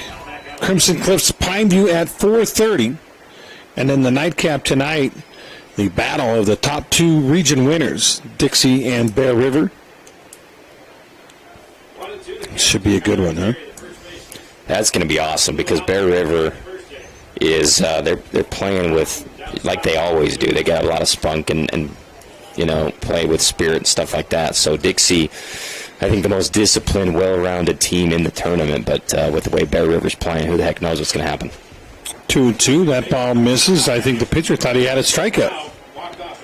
But there was a ball 2. Ball 3. Excuse me. The other advantage Bear River has is just so many guys on that team that returned from playing a bunch of playoff innings last year. Right. Who have been, Hunter Smoot has just been the man. 3-2 pitch. Outside, ball 4, and taking his base is Terry. There you go. Patient ABs against Bauk, who's been all around the strike zone all game long. Good job. Just getting on against this guy. First walk of the game for Bauk. And that'll bring up left-handed hitting freshman Andrew Wilson. Wilson singled his first time up. I'd love to see him. It was kind of a Texas Leaguer, kind of a blooper, but a single's a single.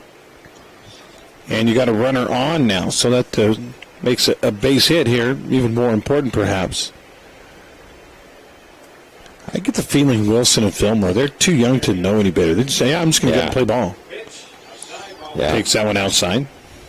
Sometimes you get in your own way when you start thinking, this is state, these are the best pitchers in the state, these are the best. And Wilson and Fillmore, Wilson especially, he's like, I'm just here to play ball. I don't care who's pitching. Yeah, that's a good point because I think his seniors are probably thinking, man, this could be my last game and my last ABs. And threw that one behind the batter. Bauk, a rare display of wildness there. Yeah. And a free bag over there for Terry. He'll jog over to second on the wild pitch. Yeah, we've seen a walk and now a weird wild pitch for the first time from Bauk, who's been magnificent. He's given up those 2 square ground ball base hits to DeCastro and then the Texas Leaguer to Wilson, and that's been it as far as hits in this one. We've got a 2-to-1 strikeout to walk ratio on the season, and that's actually where he's at right now. 2 strikeouts and 1 walk in this game. Wilson at the plate, though, now looking at a 2-0 count. With Terry over at second base, the pitch. Hit hard but foul. Boy, that'll wake the coach up over there at the first base coaching box. He spun out of the way of that one. We've seen him make some good plays over there. That one would have, it's good that one didn't make contact. 2-1. I think that's the Wilson's dad over there in the box, isn't it? Oh, could be. I think so. He backed up a little to the other end of the box, I noticed. He knows the scouting report on this kid. 2-1 pitch behind him again, and this one actually hits Wilson. So good news, bad news for Desert Hills. If it doesn't hit him, the runner's got third easily. It does hit him, though, and now you got first and second with 1 out. Wow. Incredible. Bauk twice in a row throwing it behind the batter. That time plunked him. Good news for the fans. We had another hit by pitch to the total. We're going for the Guinness Book of World Records in a state baseball tournament. We might have the record in one game. We're at 6 in this game. 5 for Desert Hills, now 1 for Green Canyon. As the coach will take a stroll out. Timeout brought to you by the Scott Gibson team at Intercap Lending. They don't mask their rates. I guess play on words there for what we've been through the last couple of years. They don't mask their rates or fees. See how much a Scott Gibson team can save you today. Call or text 435-619-8080. That's the Scott Gibson team at Intercap Lending. Don't think they're going to make a move. Bauk is your guy. Absolutely. And so they'll just go and have a chat. The umpire will come out there and break it up. He's like, hey, we're going to fish or cut bait. Yeah, they're kind of ignoring the umpire. In fact, he's joined the circle now. They blessing a baby out there or what? Yeah, right. Yeah, you're adding to the problem. Let's go.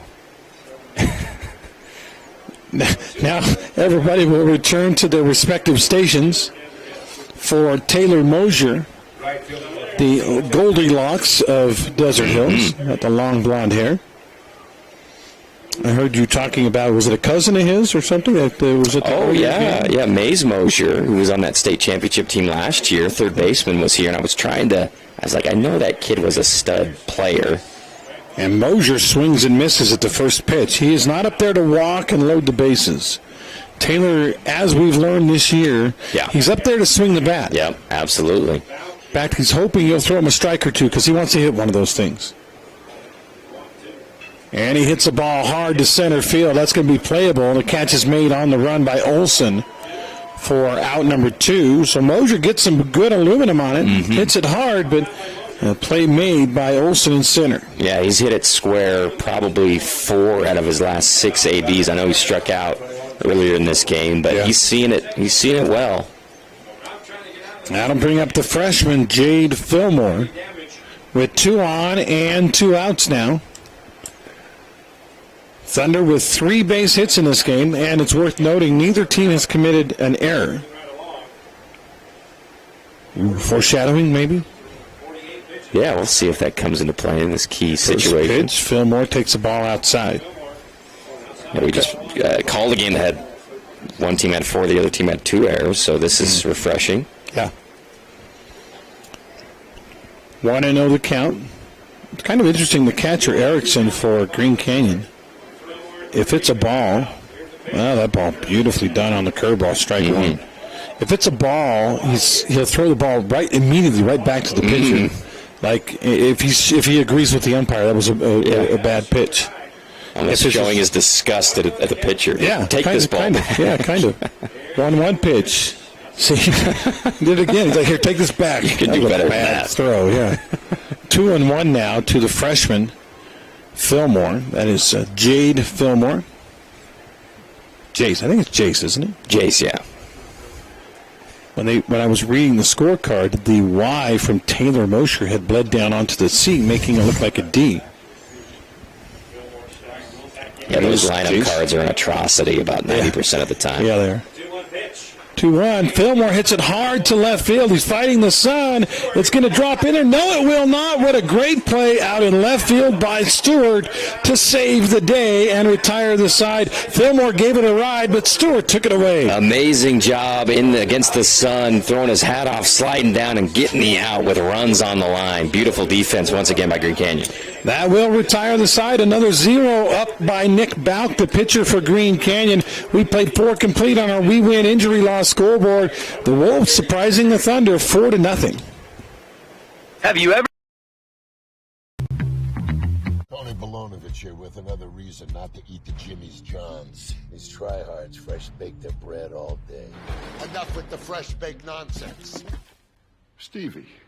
You're dead to me! Jimmy John's, the sandwich of sandwiches. Camping World St. George is your #1 dealer in Southern Utah. Get your adventure started in the retail store with all your camping accessories. Find the largest selection of travel trailers and fifth wheels and motor coaches. Why in the world would you go anywhere else than Camping World St. George? This is Parker. This is Jason with Team D Auto Sales. Supporting local sports for over 20 years. That's 2 decades. Come to Team D Auto Sales at 488 East St. George Boulevard Or teamdautosales.com. Yeah! Team D, Team D.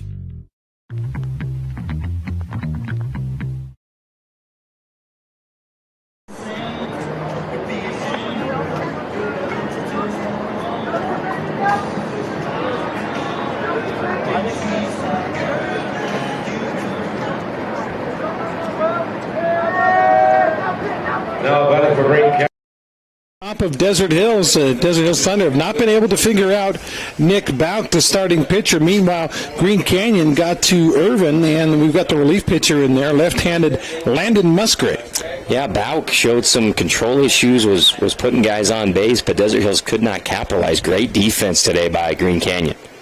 First pitch by Musgrave, off-speed pitch, drops in there for strike one to Will Wheatley. Wheatley bunted his sacrifice in the second. He also bounced back to the pitcher. Actually, a pop-out. It wasn't even a bouncer. It was a pop-up to the pitcher. So he's 0 for 1 with the sacrifice. I think Devin showed up with some cookies. Wow. I can't do it. Guy doesn't sleep. He gets a game off. He goes home and bakes did you make these a yourself? batch of cookies. It's incredible. Yeah. Free cookie is a free cookie, man. It'll be broken all at once. I don't care. And the pitch outside, 2-1 now, as Musgrave facing Will Wheatley. Here in the top of the fifth. I'm a little surprised Desert Hills has not figured out a way to scratch something across here. Me too. High-scoring team normally. Yep. Pitch is high, and 3-1 now. Great hitters count at 3-1 if the coach will give him the green light at 3-1. Nobody out. We're top of 5 and 4-0 Green Canyon. The pitch. Wheatley had a green light, but he popped it up. Shallow right field. Could be trouble. Going over second baseman. Fillmore makes the play. How about making up for the error a couple of innings or last inning by flying in there and making that one? Yeah, great range in the sun, running into the ball coming back on you, still making the play. Nice job by Fillmore. And good job by Fry, just throwing a fastball, overpowering a little bit Wheatley and having him pop up to the opposite field. So Musgrave was coming in, and he allowed the one hit. That brought in a couple of runs, but has been solid otherwise. And that's one down here in the fifth. The pitch, a little high, ball one. To Nick Bauk, the opposing pitcher.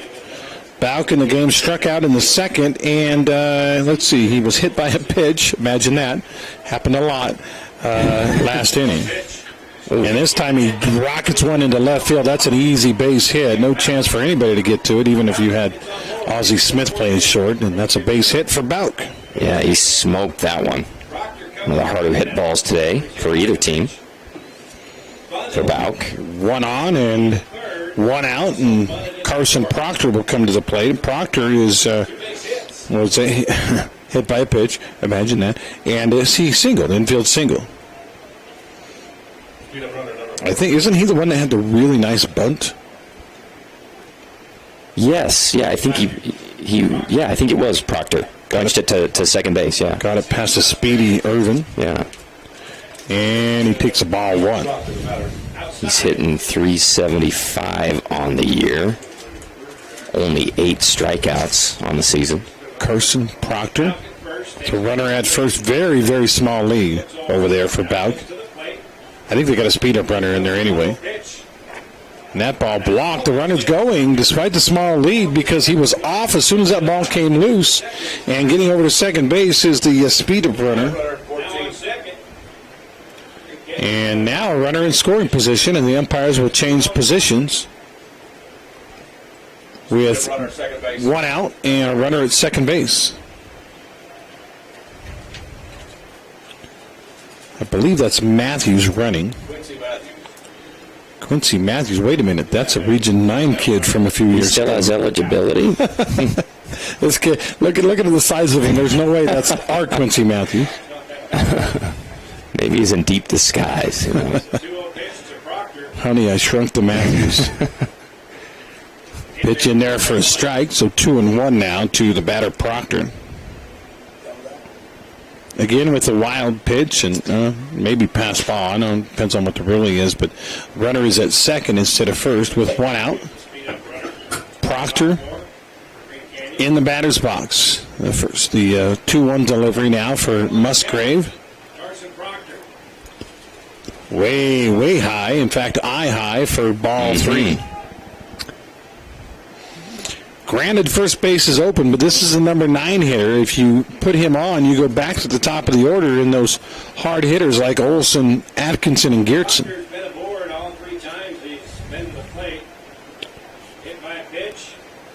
3-1 pitch. Musgrave, can he throw a strike? Yes, he can. 3-2. Nice job. Loops it in there inside corner. Nice pitch. We'll see if he comes with a fastball here with a full count. Proctor scored one of those 4 runs in this game.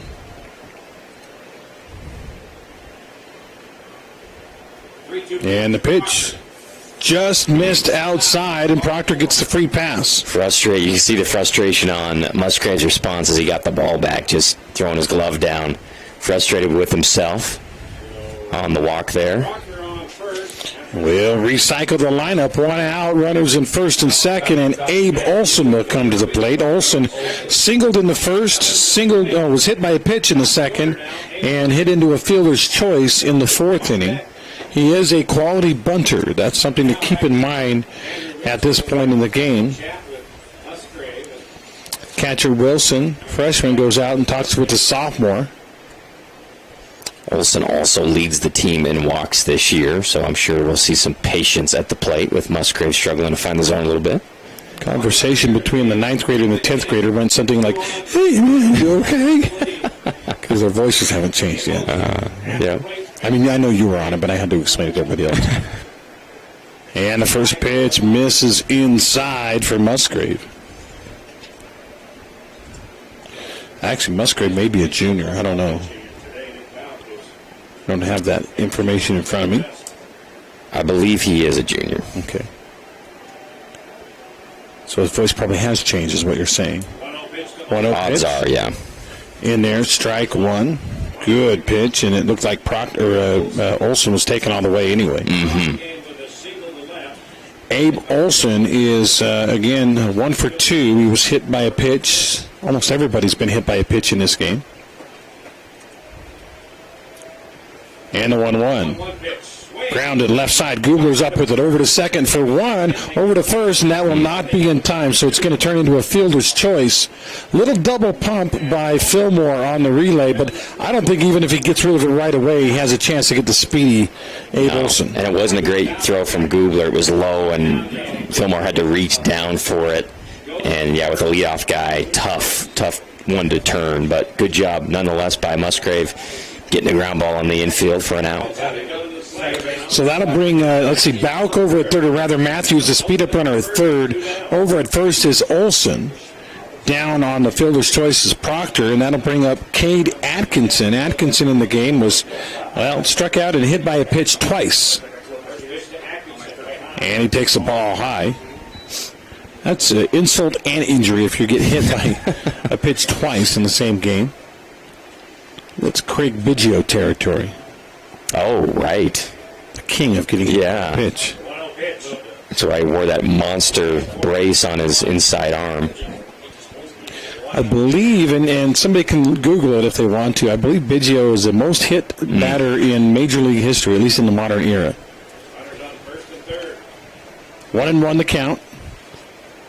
Runners on the corner, the pitch. Musgrave misses outside, 2 balls and a strike. Geertsen menacingly waiting on deck with a big old bat and big old number 22 on his back. Musgrave, a word of advice right now, Musgrave, get this guy. Do not leave it to Geertsen with the bases loaded. That ball hit to center field. Actually, the shortstop can't hold it, and everyone's safe and a run will score. DeCastro came in. It was a weird little nubber in the air. DeCastro, instead of letting it bounce, decided he was going to try to catch it in the air. It came out of his glove, and everyone's safe. Oh, man, devastating for Desert Hills. Almost made the play, and then it rolled right over to Fillmore at second base. They thought they may have had to force out, but they called him safe. And now they'll have to face down Geertsen. Musgrave's had some tough luck because that should have been an out. the inning before, the defense left him hanging a couple times on plays that should have been made. And it's just been a frustrating couple innings here defensively for D. Hills. I feel like that DeCastro should have gone ahead and let that bounce and then just thrown the guy out at first. Obviously, hindsight is 20/20. But now Coach K was out there saying, look, my guy didn't catch it, but it rolled to Fillmore at second, and he picked it up in time. The argument there is, did he pick it up in time? Devin says he was out. What does replay show? Did you see a replay on it then, Devin? No? Devin just in live play thought it was an out.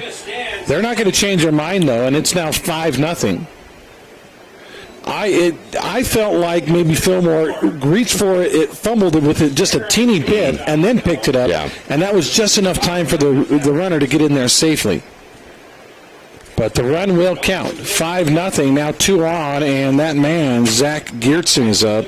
Geertsen hit into a fielder's choice, hit hard into a fielder's choice to third.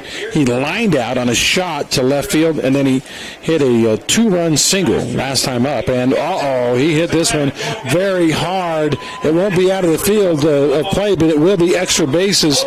Rounding third is the runner. 1 run in, and a second run will score, and it is 7-0. Geertsen with a 2-run double. And exactly what we anticipated and wanted, Desert Hills to try to avoid was pitching to that guy. He jumps on the first pitch, one hops it off the wall in left field, and what a rough inning in the last couple innings for Desert Hills with plays that just should have been made defensively that couldn't get him out of the inning. Olson scores from second, all the way from first. Atkinson comes around, and Geertsen over at second base. And we've got a timeout on the field as Coach Cade makes his way out there. We may have another pitching change. Timeouts today brought to you by the Scott Gibson team at Intercap Lending. And that's it for Musgrave. We'll take a break. Again, thanks to Fabulous Freddy's and Intermountain Sports Medicine. We'll be back in 60 seconds. It's all Green Canyon right now.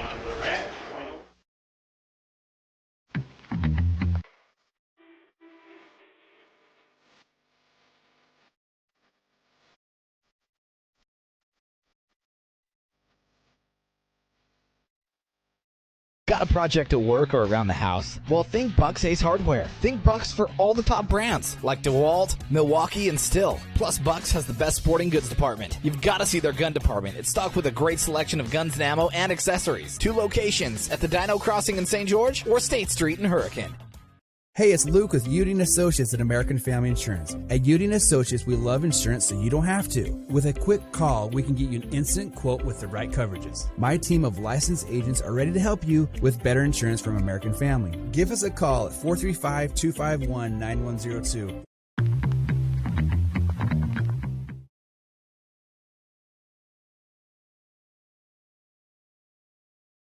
DesignCenter.com. Casey Turner on the mound.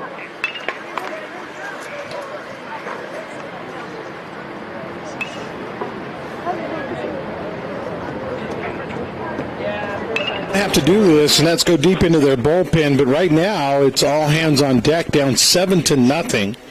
As Kaysen Turner will be the new pitcher for D. Hills. Do we know anything about Kaysen? Yeah, trying to pull up some stats for Turner.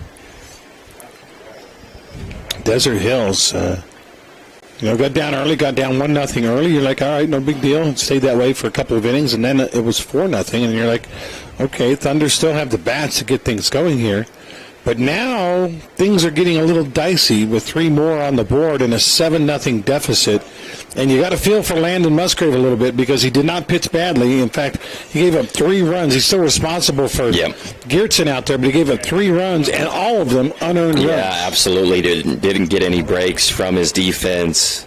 And just, credit Green Canyon, just putting it in play and making things happen. And Desert Hills just wasn't able to make the routine play a few times for Musgrave.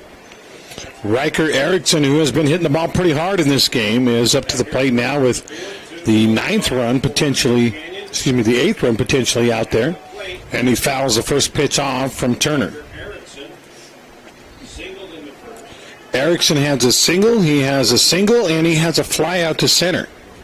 So he has really gotten up there and swung the bat well against whoever's pitching.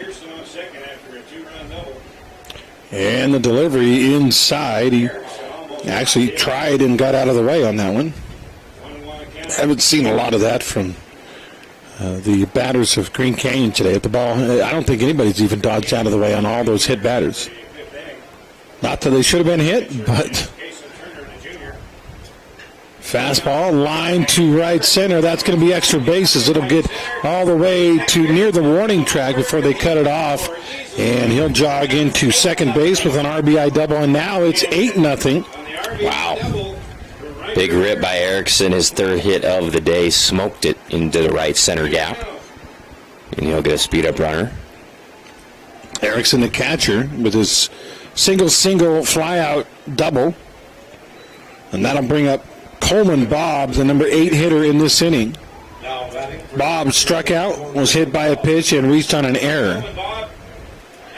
He's the one that hit that high bounder that Fillmore kind of olayed on the weird hop. I guess we can call it a weird. I did between hop.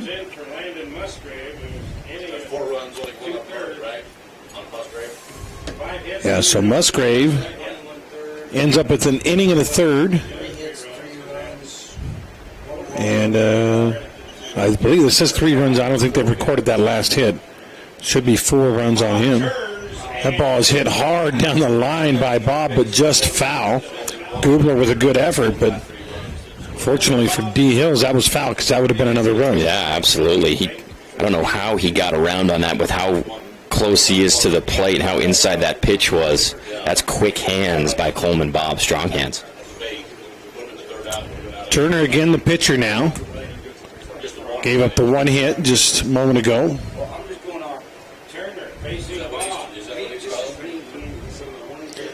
And that ball inside for a ball, 1-1. 8-0 is our count. The book on Musgrave, inning in the third, 3 hits, 4 runs, none of them earned runs. No earned runs from Musgrave. Kind of the tough luck pitcher in this one because he pitched well enough to stop the bleeding, but defense did not help him. Yeah, and that's kind of been the story this year for Desert Hills is defensively they've gone through stretches where they just haven't been able to make routine plays in key situations. What I didn't expect today was offensively, as we've kind of talked about, big goose egg up on the board for D Hills. That ball misses high, and now it's 3-1. For Bob, the number 8 hitter in this inning, 4 runs already home here in the top of the 5th. And let's be honest here, they get a couple more, we could be in mercy rule situation. Yeah, amazingly. In a game that started out 1-0 through 3+. Now the 3-1 pitch. Foul down the line. He was on it, a little ahead. And it's 3-2. Yeah, Bob wants to swing it. I don't think he has a hit today, but one of the youngsters has to run out some baseballs to the ump because Bob keeps fouling them off. Coach Cave actually comes out and says something to the umpire. Talking to a buddy of mine who played in the minor leagues, and he said, in high school, you can get away with calling the umpire blue. Hey, blue. In college, you can get away with calling the umpire blue. Hey, blue. But once you reach professional baseball, if you say, hey, blue, the guy will throw you out to the stadium. No ground kidding. Ball up the middle. DeCastro has it across to first in time, and finally the bleeding is stopped, but 4 runs come across after the 6-3 putout retires the side, and we played 4.5 innings here at Brucehurst Field. Andy, it is 8-0 on a We Win injury loss scoreboard. Ernie's 2 Sinclair stations want to wish Region 10 athletes the best of luck this season. And stay tuned for the Ernie's Player of the Game. Don't forget to grab an Ernie's reward card that allows you to save on fuel and earn points for every $1 spent in store. Get your card today. Ernie's, St. George, Hurricane, Cedar, and in Beaver. Since 1946, Wilkinson's House of Lighting has been a fan of all Southern Utah high school sports. These are special kids. Help us celebrate these young men and women and all the student athletes by getting out to the games and cheering them on. From Wilkinson's House of Lighting.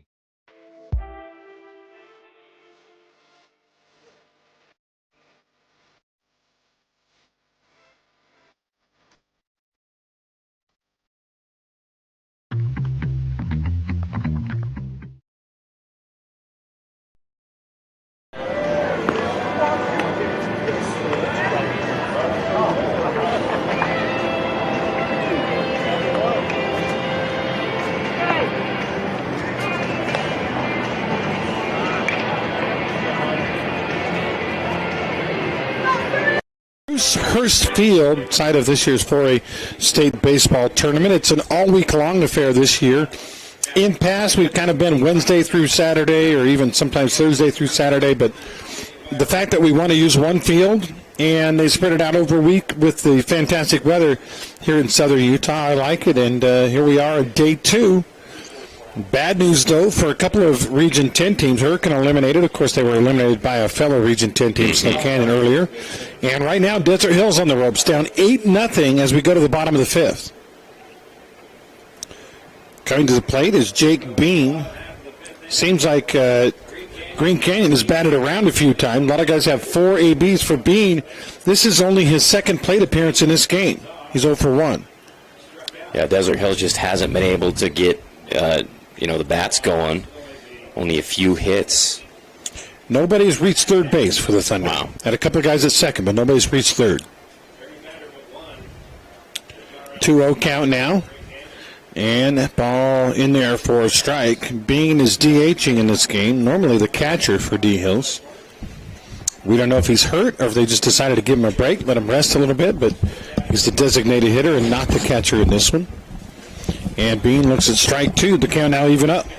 Yeah, Wilson's done, for the most part, I know he dropped that foul ball, but for the most part, he's done a pretty admirable job behind the plate. Mm-hmm. I agree. 2-2. Outside, ball 3. That time, the catcher double pumps as if to say, umpire, you blew that one. Yeah, and, the bout kind of was going off the mound, just waiting for the call, but didn't get it. So the count 3-2. Back will have to do it again. And the pitch. Fouled back by Bean. Jake has been hitting the ball pretty well in the playoffs, but again, if you don't give very many plate appearances, he's batting 8th in the lineup. This is only his second appearance. We're in the 5th inning.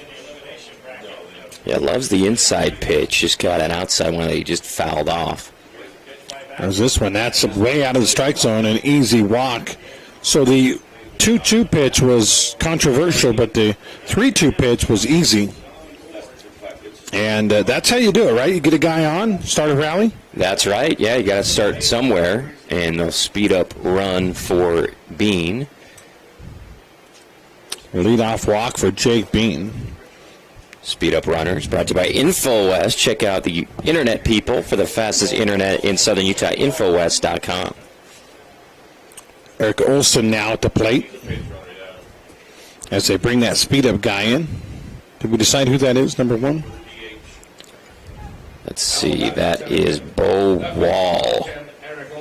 Bo Wall on the bags. Who is another youngster.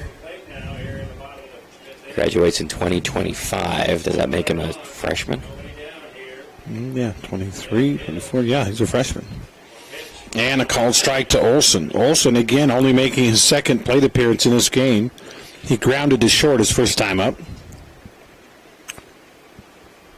With 1 on for D Hills, down by 8. You heard me right. Desert Hills down by 8 to Green Canyon. Coach K wanted nothing to do with that foul ball bouncer. Maybe he hit a little too hard. Don't want to hurt the hand, right? Yeah, it's usually pretty gutsy flash in the hand on those ground balls, not that one. Now 0-2, though. Green Canyon trying to spoil the Region 10 party. Them and Bear River still alive right now. The pitch. Swung on and missed, and down goes Olson. Team D auto strikeout for Bauk. Nick Bauk has been very, very good in this ball game, and Desert Hills probably just as soon not see him ever again, and they may not have to if they can't figure something out soon. Yeah, he's been sensational, and the Northern Region came into this 8-team playoff with just 2 of the 8 teams, and if Green Canyon can upset Desert Hills here, obviously both of them still standing. 1 on, 1 out for Desert Hills. We go back to the top of the order. DeCastro, first pitch swinging, hits it to center field, but that's a line drive right at the center fielder. Olson gloves it, and that's 2 down. Yeah, and the first time DeCastro's been in the air today. He was 2 for 2 previous to that with 2 hard hit ground balls. Hit that one hard. He always hits it hard, it seems like, but that time right at the center fielder. That'll bring up Carson Irvin, who is now playing center field. Started as the pitcher, but had the rather inauspicious stat in his stat line of 5 hit batsmen. Don't see that very often. First pitch to Irvin is low and away, ball one. Game brought to you in part by Team D Auto, also Fabulous Freddy's foul balls, or Fabulous Freddy foul balls. They've got a full-service car wash, and if you're a car wash addict, you've got that car wash club for as low as $20 a month. And that ball hit up the middle. And for whatever reason, Jensen could have stepped on the bag. Instead of it, he throws to first and throws it wide, and the inning will stay alive on the bad throw by Jensen. Why didn't he just step on the bag? I don't understand it either. I think, he just kind of said, okay, I'm going to take my casual kind of take my time and throw it over to first here. And the first mistake we've seen Green Canyon make, and Jensen has been awesome at shortstop, so very odd play there for the Wolves, and now 2 runners in scoring position. It's not like it was even going to be that close. He had plenty of time to just kind of take 2 steps over and step on the bag, and he didn't do it. He thought, well, like you said, maybe I'll just make the easy throw to first. Only he didn't. Next batter, first pitch swing, high pop fly to left field. Center fielder steps in front of the left fielder, so the wasted opportunity after the error, and the side is retired on the fly out by Peyton Gubler.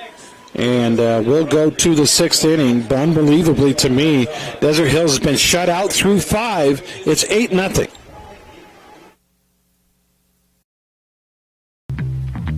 Fabulous Freddy's is the locals' choice for a full-service car wash. It's fast. Have your car washed in just 20 minutes or less. Fabulous Freddy's always keeps it clean inside and out, with 2 Southern Utah locations as well as in Vegas, Lehigh, and Sandy.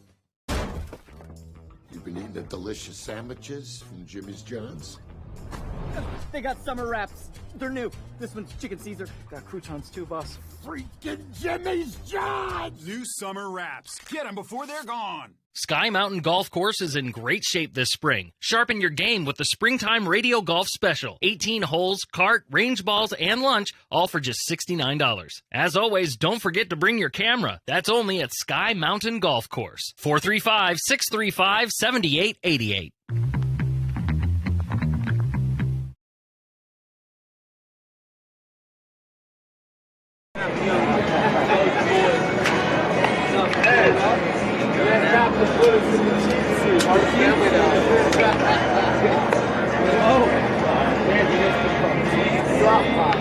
And then how many guys get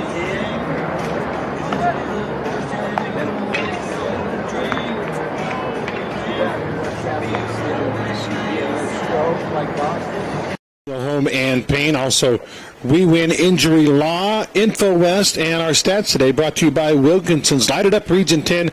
Since 1946, Wilkinson's House of Lighting has been a fan of all Southern Utah sports, lights, fans, fixtures, and so much more. Contractors and homeowners always welcome at Wilkinson's House of Lighting. Correct me if I'm wrong, I think they're across from Fiesta Fun in St. George. That is right. Yeah. The batter now, the pitcher for Desert Hills is Turner. As they've reached deep into their bullpen, the batters, we got Jensen, Wheatley, and Bauk due up this inning. And obviously for Turner, it's you can't allow anything else. You're already down 8 with 6 offensive outs left. You've got to absolutely allow nothing here in the last couple of innings. Here comes Trayson Jensen, who made that throwing error last inning, but luckily for Green Canyon, they got the next pitch out. Jensen grounds the first pitch to third. Gubler, no problem at all as he throws it across for, that's 5-3. Now I almost put 6-3 because he's usually the shortstop, but 5-3 on the putout. Such pretty form reaching out, picking that short hop on a ground ball. Routine play, but still. Jumps on a skateboard and flings it over to first. No problem from third for Gubler. Jensen, unless this game goes longer, is going to end up with a 1-for-4 day. He singled and scored back in the second inning and 3 straight outs since then. Now the batter is Will Wheatley. Wheatley in the game, sacrificed, popped out, and popped out, so he's 0-for-2. 1-0 the pitch. Hit hard towards second, but right at Fillmore. And Fillmore with the actually didn't hardly have to move. Just raised the glove up and made the catch. Yeah, nice rip. Desert Hills catches a break in the field for once and makes the catch for out number 2. That'll bring up Nick Bauk. Bauk singled his last time up and scored. He also was hit by a pitch and struck out, so he's 1-for-2 in the game with a run scored. And Bauk, I didn't see that first pitch. They don't have it on the board. Maybe they didn't see it either. Maybe it didn't happen. If nobody saw it, does it not happen? Yeah, it seems like. All I know is I looked up and the catcher was throwing the ball back to the pitcher. So, and that was a strike. As far as I know, it's 1-1. Maybe it wasn't even a pitch. Maybe they were just throwing 2-1. They're the it was a ball. for us. Okay. Thank you, Blue. Don't call them Blue in the minor leagues or majors, though. What do you call them? You learn who they are. Learn their You got to names. know their first name. Show them the respect. In fact, they oftentimes teams will put pictures of the umpires and then a little bio in the clubhouse locker room so that you know who they are and maybe can make small talk with them at the plate. Every little bit helps, right?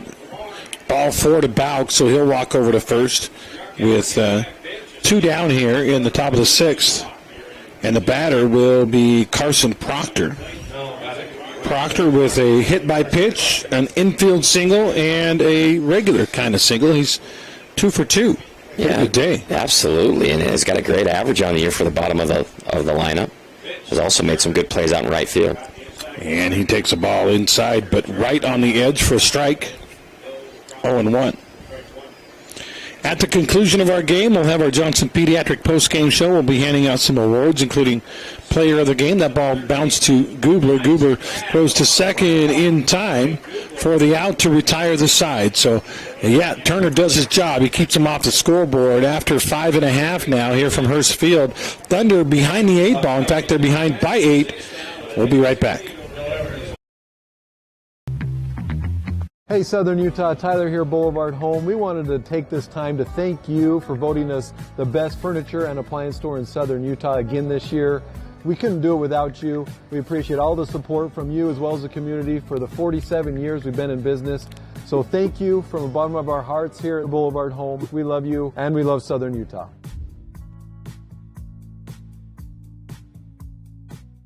Ace is the place with a helpful heart. See Hearst first this month for great deals on red hot buys at Hearst Ace Hardware. Make sure and get an Ace Rewards card for savings around the house, the yard, or the job site. Stop by Hearst General Store Ace Hardware, conveniently located in the heart of downtown Cedar City and St. George.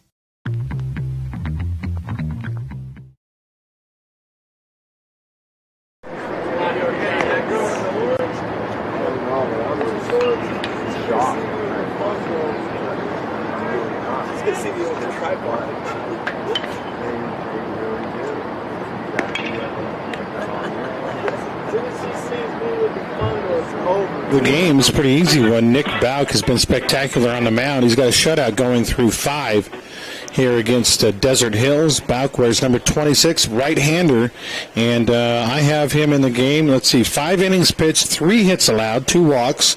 He hit 1 batter.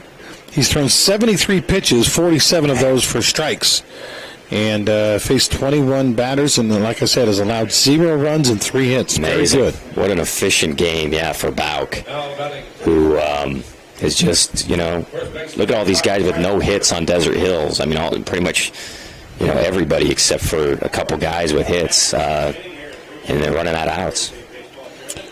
Bauk try to keep him at 0. We'll face first guy up, and actually the first guy up lines a single into right field. That's Kyler Terry. There you go, first pitch. Sometimes the best one you'll get. A lot of guys will sit fastball on that first pitch knowing that the pitcher wants to get ahead in the count. That'll bring up Andrew Wilson, the catcher. Wilson singled and was hit by a pitch. He's the only guy on Desert Hills who's actually hit by a pitch. And actually, I think before he got hit, they threw a pitch behind him, so he's probably not real comfortable in the batter's box right now. 1 on, and Wilson takes 1 low for ball 1. Thunder have not found a way onto the scoreboard, even though they have 4 hits now. Bauk has been very good. You've got the lefty, Wilson, at the plate with 1 on and the pitch. Check swing. Did he check it in time? Yep. Ball 2.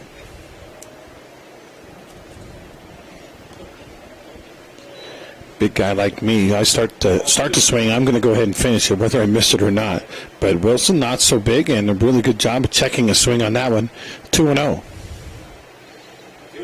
And that went inside, and it hit him again. And that's the second time this game that it hit Andrew Wilson.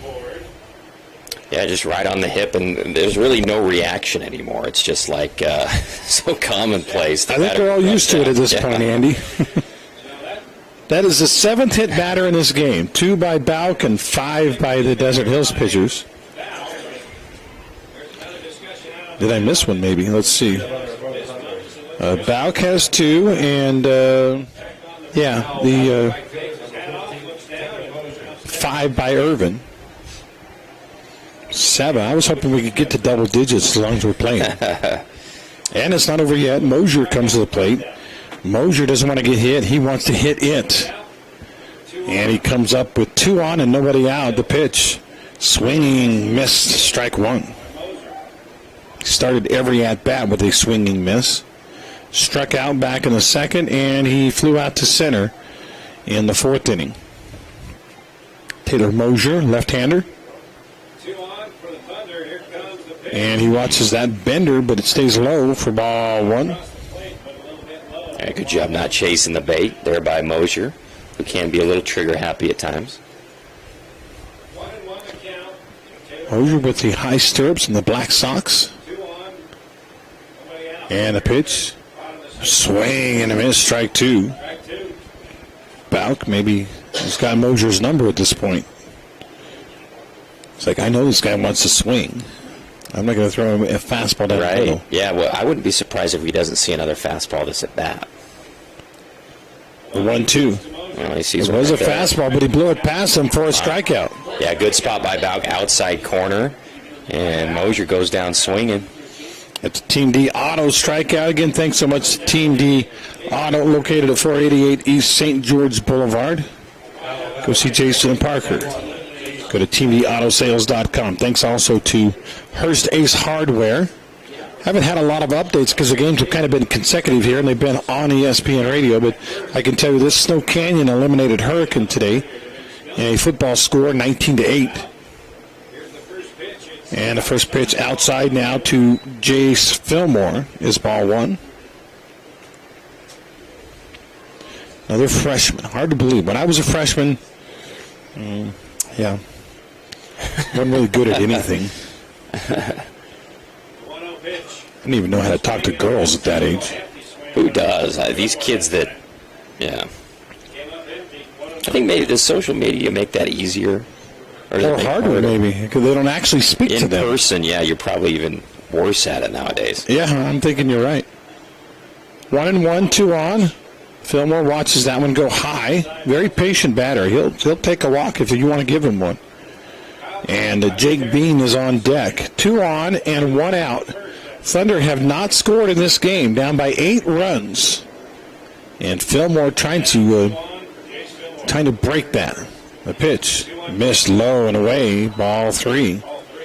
And now Bauk, who has been so good in this game, is threatening to load the bases with the base on balls.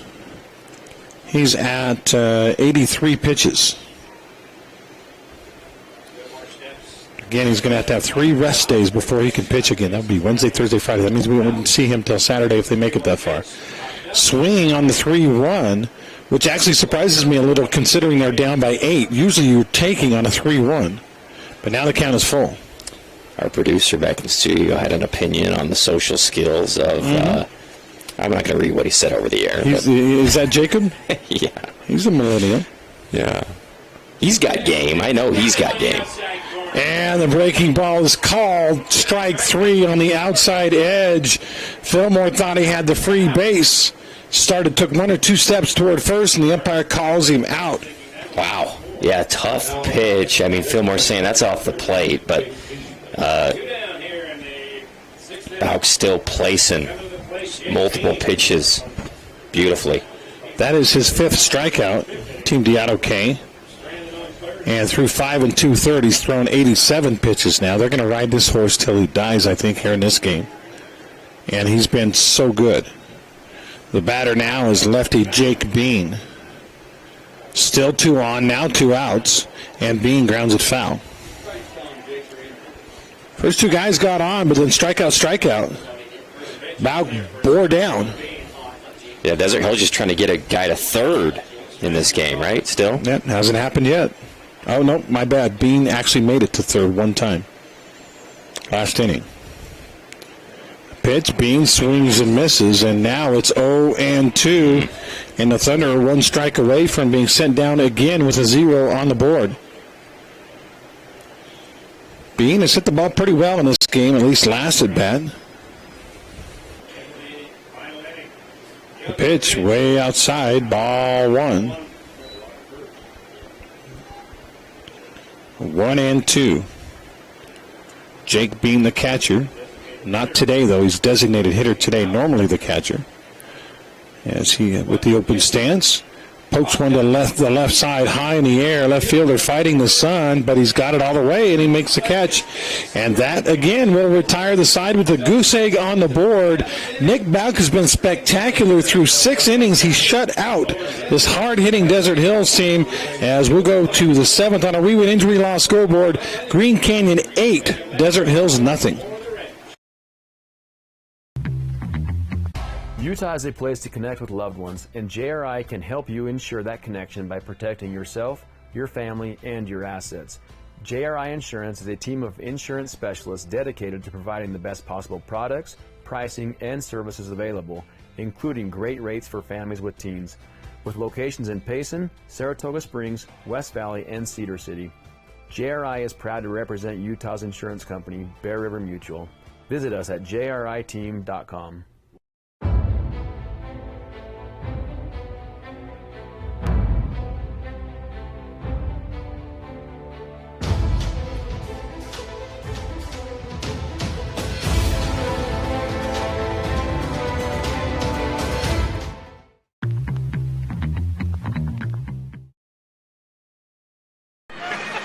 Apparently I'm too old.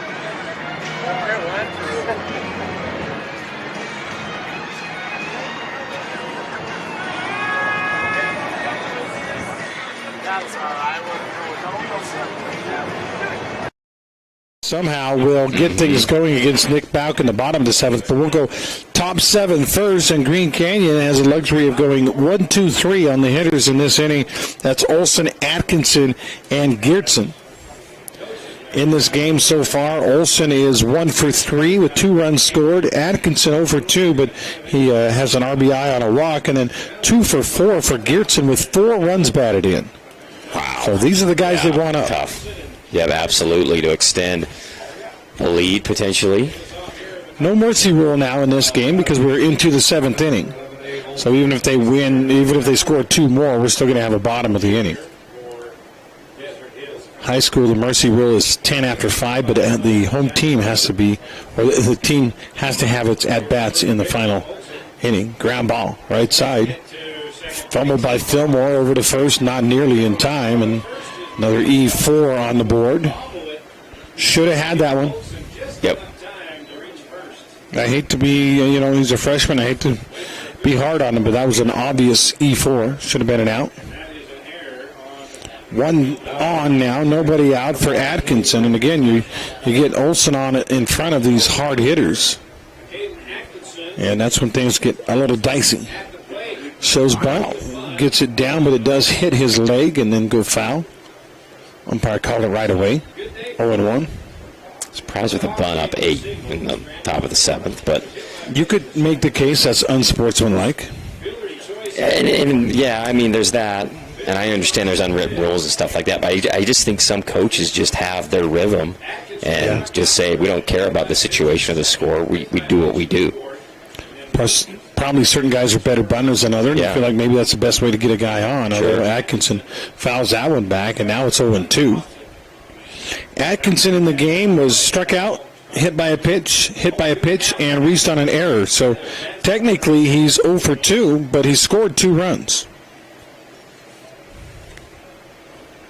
And now he's looking at an 0-2 count with Olson at first. Turner delivers. Ball foul down the line. Geertsen on deck again. Big number 22 tosses the ball to the umpire. Tell you what, if there's an open bag or maybe even not, I might just go ahead and put Geertsen on no matter what happens. Yeah, right. 0-2 pitch for Atkinson. And it goes over his head, and the ball, because it was behind Atkinson, didn't give Wilson the opportunity to try to throw the runner who was going from first to second to try to throw him out. He's still second without a throw. Got to call that a steal, I think, even though technically you could say defensive indifference. So now a runner at second, 1-2 count. Turner from the stretch delivers. Ball hit hard to left field. Chance to grab it on the air. Nope, it's going to drop in, and they'll hold the runner at third. But now first and third with nobody out for hard-hitting third baseman Zach Geertsen. And he's been up several times today with runners on and has hit the ball hard just about every single time. Yeah, fielder's choice on a hard shot to third in the first inning. Line out to left field in the second. Then he has a single in the fourth inning that made it 3-0 at the time, and then a two-run single in the actually double rather in the fifth inning to make it 7-0. And if he gets another double here, it's probably 10-0. RBIs are out there for Geertsen. I know you can't really do this. You can't give a guy a free base with first not open, but I guarantee Green Canyon's not going to steal right here because that will open up first base, and Desert Hills will put Geertsen on. So Turner can relax. That guy's not going anywhere. First pitch called strike. Ooh, tough pitch on the inside edge for the pitcher, Turner. And Geertsen down 0-1. Again, nobody out, runners at the corners for arguably one of the best hitters in this tournament, Zach Geertsen. Geertsen, athlete all the way. No punch, just wiry, strong, tall, muscly guy. That went down in the dirt, blocked by the catcher. And again, I think the guy over at first, the instinct is wanting to take the bag on that one, but if he takes that bag, first is open, they just go ahead and put Geertsen on. Yeah, right. You like that he's hanging out. Smart restraint over there at first. Unless the ball goes to the backstop, he's not going anywhere. If the ball goes to the backstop, we'll have a run score anyway. 1-1. Turner delivers. Swung on and just foul. Almost took the legs out from his runner over there at third. Olsen had to dance out of the way to avoid being hit. The athletic little maneuver over there by Olsen. If the ball hits him in fair territory, it's an out. If it hits him in foul territory, it's an ouch. Not an out. That was close, yeah. You can see his lead about 10 feet over in the third base coach's box. Yeah, I don't blame him. 1-2, runner going, foul ball. It was a hit and run. That's one of the weapons you have against the the intentional walk is let your guy hit and run. But on a 1-2 count, that's not a good hit and run count. No. You could end up with a strike him out, throw him out type situation. 1-2, nobody out. Green Canyon up 8-0. I'm saying that, I still don't believe it. Thunder no runs through 6 innings. Runners at the corners. Olsen on third, Atkinson on first. That if you give a touchdown for every run and compared to football, it's like it's 56-0 right now. Breaking ball, and that hit Geertsen in the derriere. But I think it was probably about a 55-mile-an-hour breaking ball. Yeah, that was the kindest HBP we've seen probably all tournament. But we're up to 8 now. Yeah. We're up to 8 hit batsmen. Yeah, it's still possible to get to that double digits. Geertsen frustrated. He wanted to hit in that situation, but... Yeah. He actually was a little bit disgusted, that you could tell just by a body language, the way he threw the bat away and begrudgingly jogged to first base. They'll actually run for Geertsen now. They bring in number 10 for Green Canyon. See if our game changer guy has a sub in. Not yet. I think that's Micah Eborn. Eborn. My assistant editor at Utah State many years ago, his name was Jared Eborn. No kidding. I don't know if this kid is his kid, but let's assume. It makes sense. It'll make the rest of this game a little more interesting. Yeah. Jared, if you're listening out there, because he would probably be down here watching the game. Right. His son was a possibility of playing. Now bases loaded, nobody out. Ground ball, that's a base hit. One run will come. I think they're going to hold the runner at third, as it is now 9-0 on the RBI single from Riker Erickson. Nice hit with the middle infield pinched and double play depth just to the left of DeCastro for a base hit and an RBI. Olson jogs in. Atkinson to third. Eborn to second. And Erickson at first. Now the batter is Coleman Bob. And we're going to have a visit by the coach. And this is, I know I probably should have said it sooner, but this is in all likelihood the last game of the year for Desert Hills. Down 9-0, and Turner will leave. They will make a pitching change, so we'll take the break. A 1 minute timeout. Actually, let's make it a minute and a half, 90-second timeout. It's 9-0. The real estate market in Southern Utah is booming. Before you sell, talk to a Red Rock real estate agent to see what your home is worth. You may be surprised. If you're looking to buy a home, check out all their listings at redrockrealestate.com. Voted the best real estate company in Southern Utah 2 years in a row. Red Rock Real Estate. Simply Wisdom Teeth is all they do, and they always make it simple. With everyday pricing at just $899 for all 4 wisdom teeth removed, including sedation, they've got over 600 5-star Google reviews. For appointments, call 635-1243 or visit simplywisdomteeth.com. This is Tyler from We Win Injury Law. We win for you, period. If you have been in a motorcycle accident, car accident, hit by a semi-truck, or bitten by a dog, we will fight and win for you, period. Visit 435wewin.com to have me look at your case.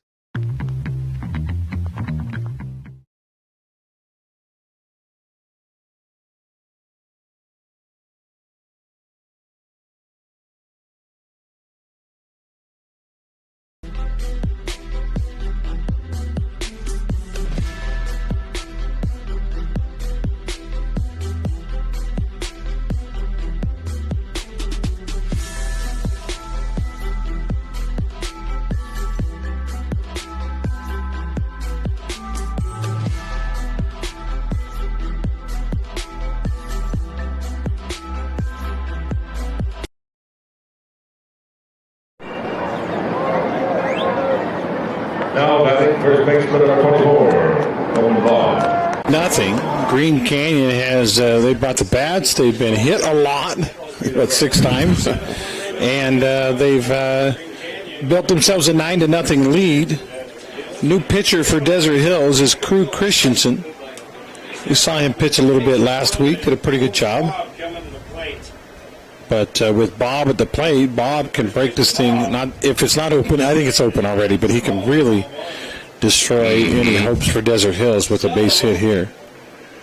The score is 9-0 Green Canyon. Desert Hills still has their final at bat if they can somehow get 3 outs here in the top of the 7th.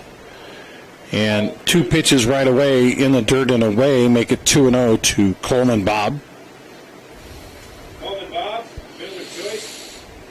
Over at third is Atkinson.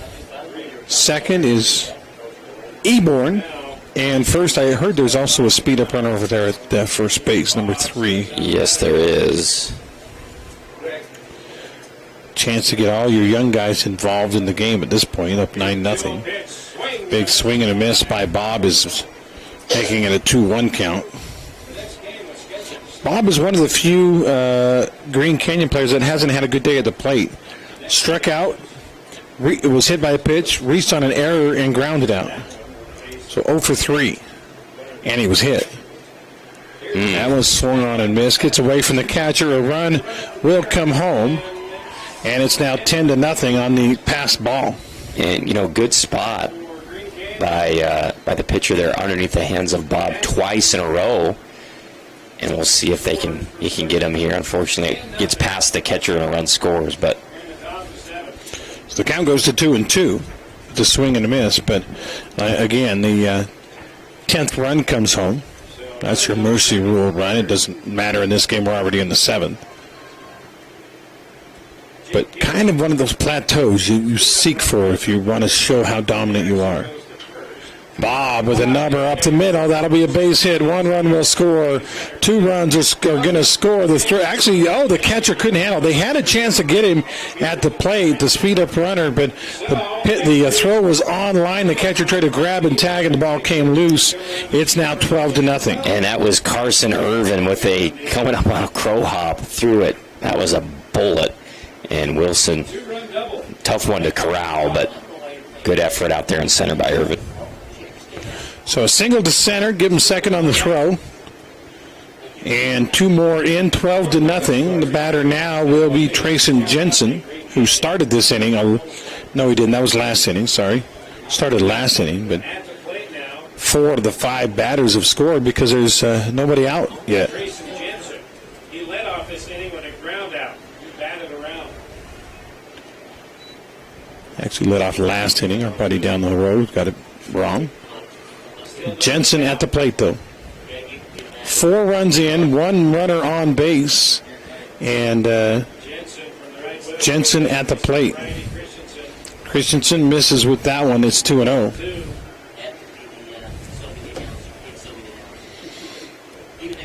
Wheatley was pinch hit for by Stewart, and Stewart is on deck right now. Stewart made one of the best plays of the day out in left field earlier. He did. Run saving, a couple of runs saving play. 2-1 now on the strike. It was one of the few times Desert Hills had a chance to score some runs today. Yeah, fighting the sun, a rocket. Made a diving play. 2-1 to Jensen.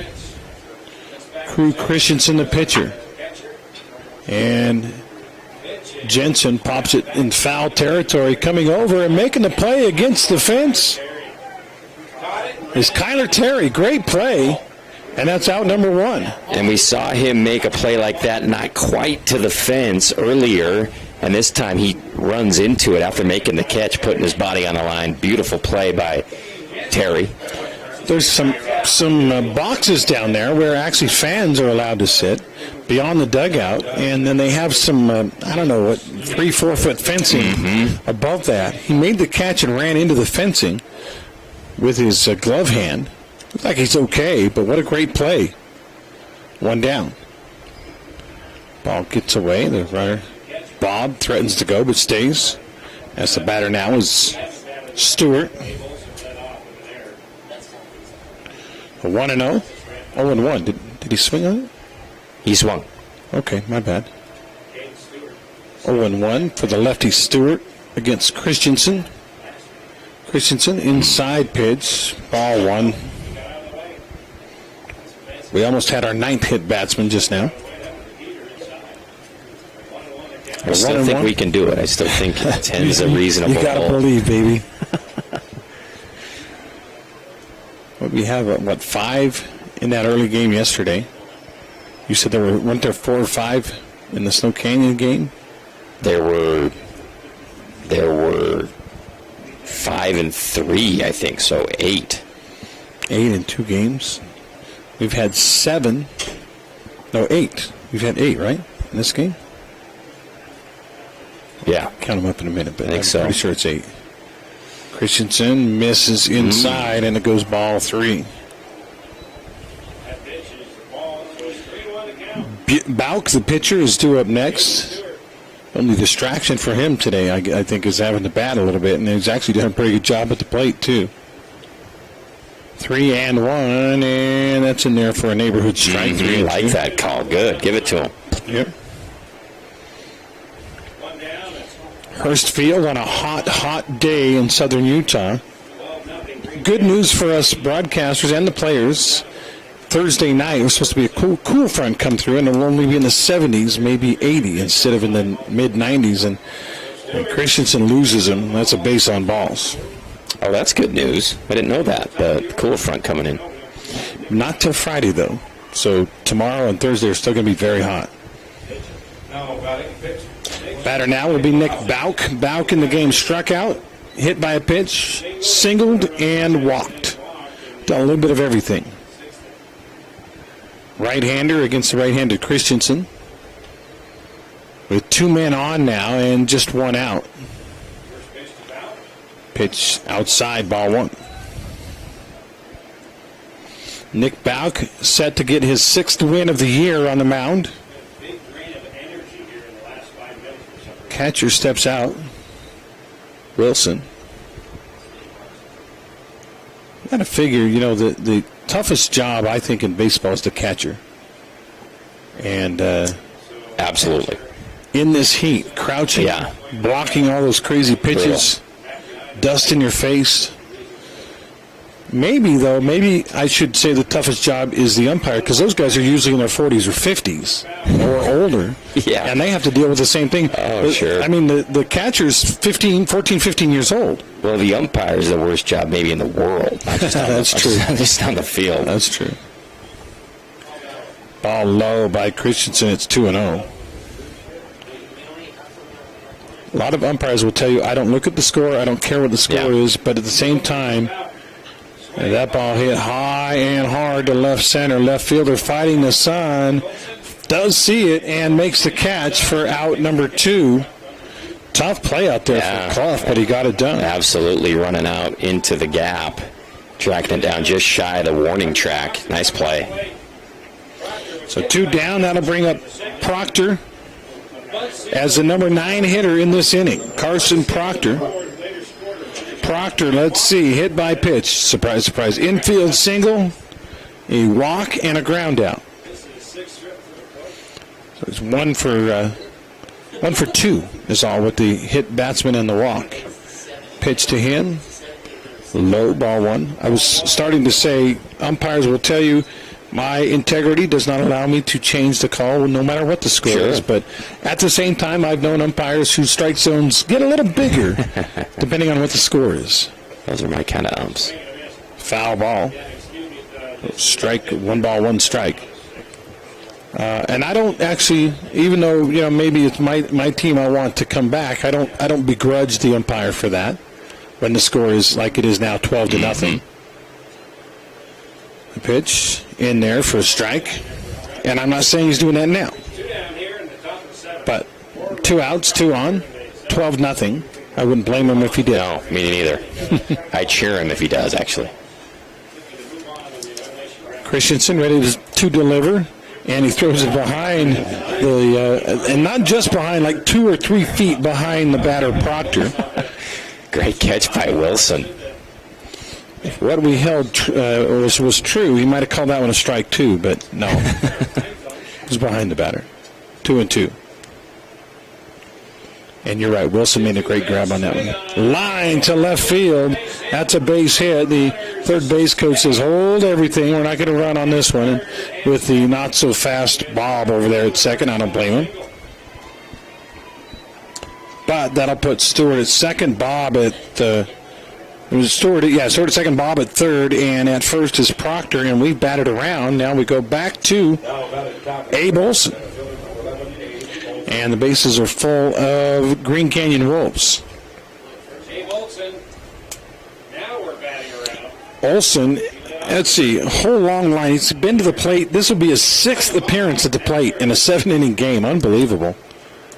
Olson, let's see, singled, was hit by a pitch. Hit into a fielder's choice, and reached on an error. He scored 3 runs. And the pitch to him is outside, ball 1. Do you dare tell your kids, hey, let's just go finish this thing now. Just take a weak swing. Let's go home. I think I've heard of. I think my brother was asked to do that in a Little League game once, but I don't think at this, did he do playoffs. it? He did. Oh, yeah, he followed what the coach said. Ground ball left side. Gubler up with it. Throws to second in time. And that will mercifully retire the side 5-4 on the putout. But 4 more runs come home. The lead is 2 touchdowns, 12-0. Green Canyon on top of Desert Hills on our We Win Injury Law scoreboard. Thunder will try to make some noise here in the bottom of the 7th, coming up in 1 minute. Tony Balonovich Bonanovich here with another reason not to eat the Jimmy's Johns. These tryhards fresh bake their bread all day. Enough with the fresh baked nonsense. Stevie. You're dead to me! Jimmy John's, the sandwich of sandwiches. Camping World St. George is your #1 dealer in southern Utah. Get your adventure started in the retail store with all your camping accessories. Find the largest selection of travel trailers and fifth wheels and motor coaches. Why in the world would you go anywhere else than Camping World St. George? This is Parker. This is Jason with Team D Auto Sales. Supporting local sports for over 20 years. That's 2 decades. Come to Team D Auto Sales at 488 East St. George Boulevard or teamdautosales.com. Yeah! Team D, Team D.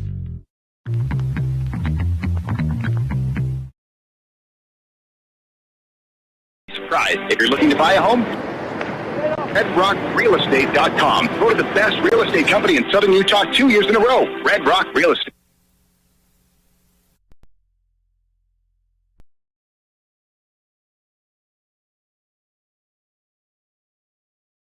Studio because they've gone to Geertsen to finish this thing out.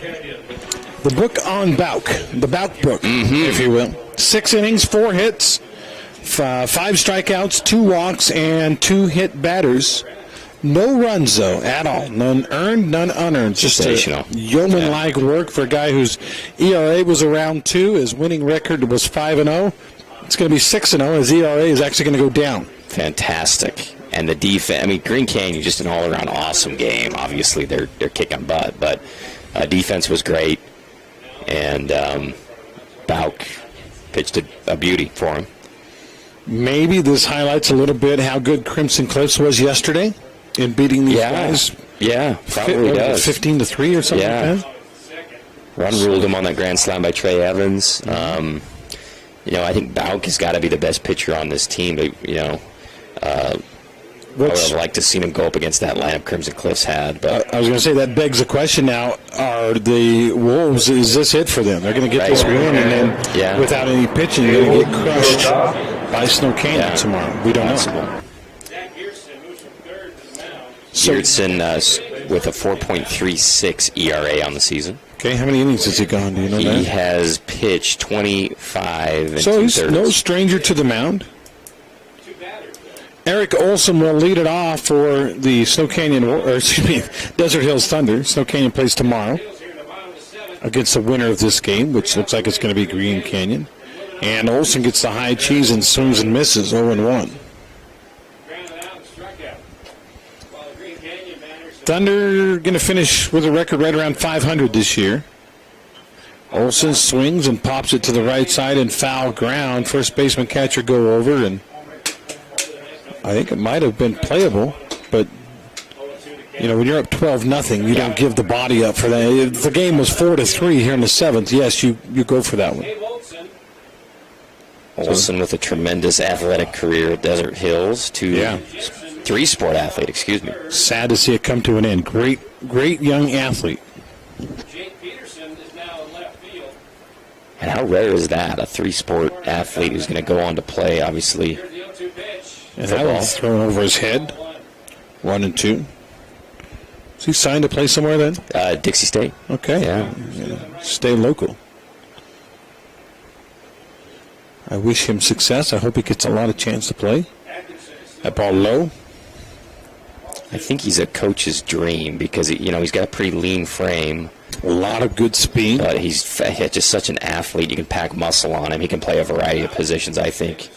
Takes the ball inside. The count goes full. They check down the line to see the check swing was there, and umpire says nope. Count is full. 3-2 to Olson. Desert Hills looking to maybe have a little bit of hope here, and Olson fouls it right back. With not for the net, would it come right to you? Yeah, good swing on that one.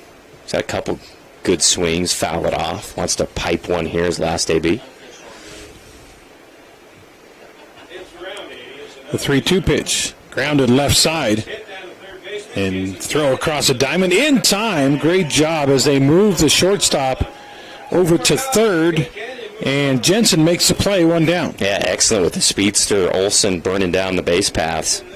Nice job. Got that one right before it bounced. May have even bounced foul. It was so close to the line, but nice play. Had to be perfect. If he hesitates at all or makes not a good throw, then Olson's safe. But good job. And that'll bring us to the top of the order in Cole DeCastro. By the way, if you haven't been to Hurstfield, beautiful ballpark.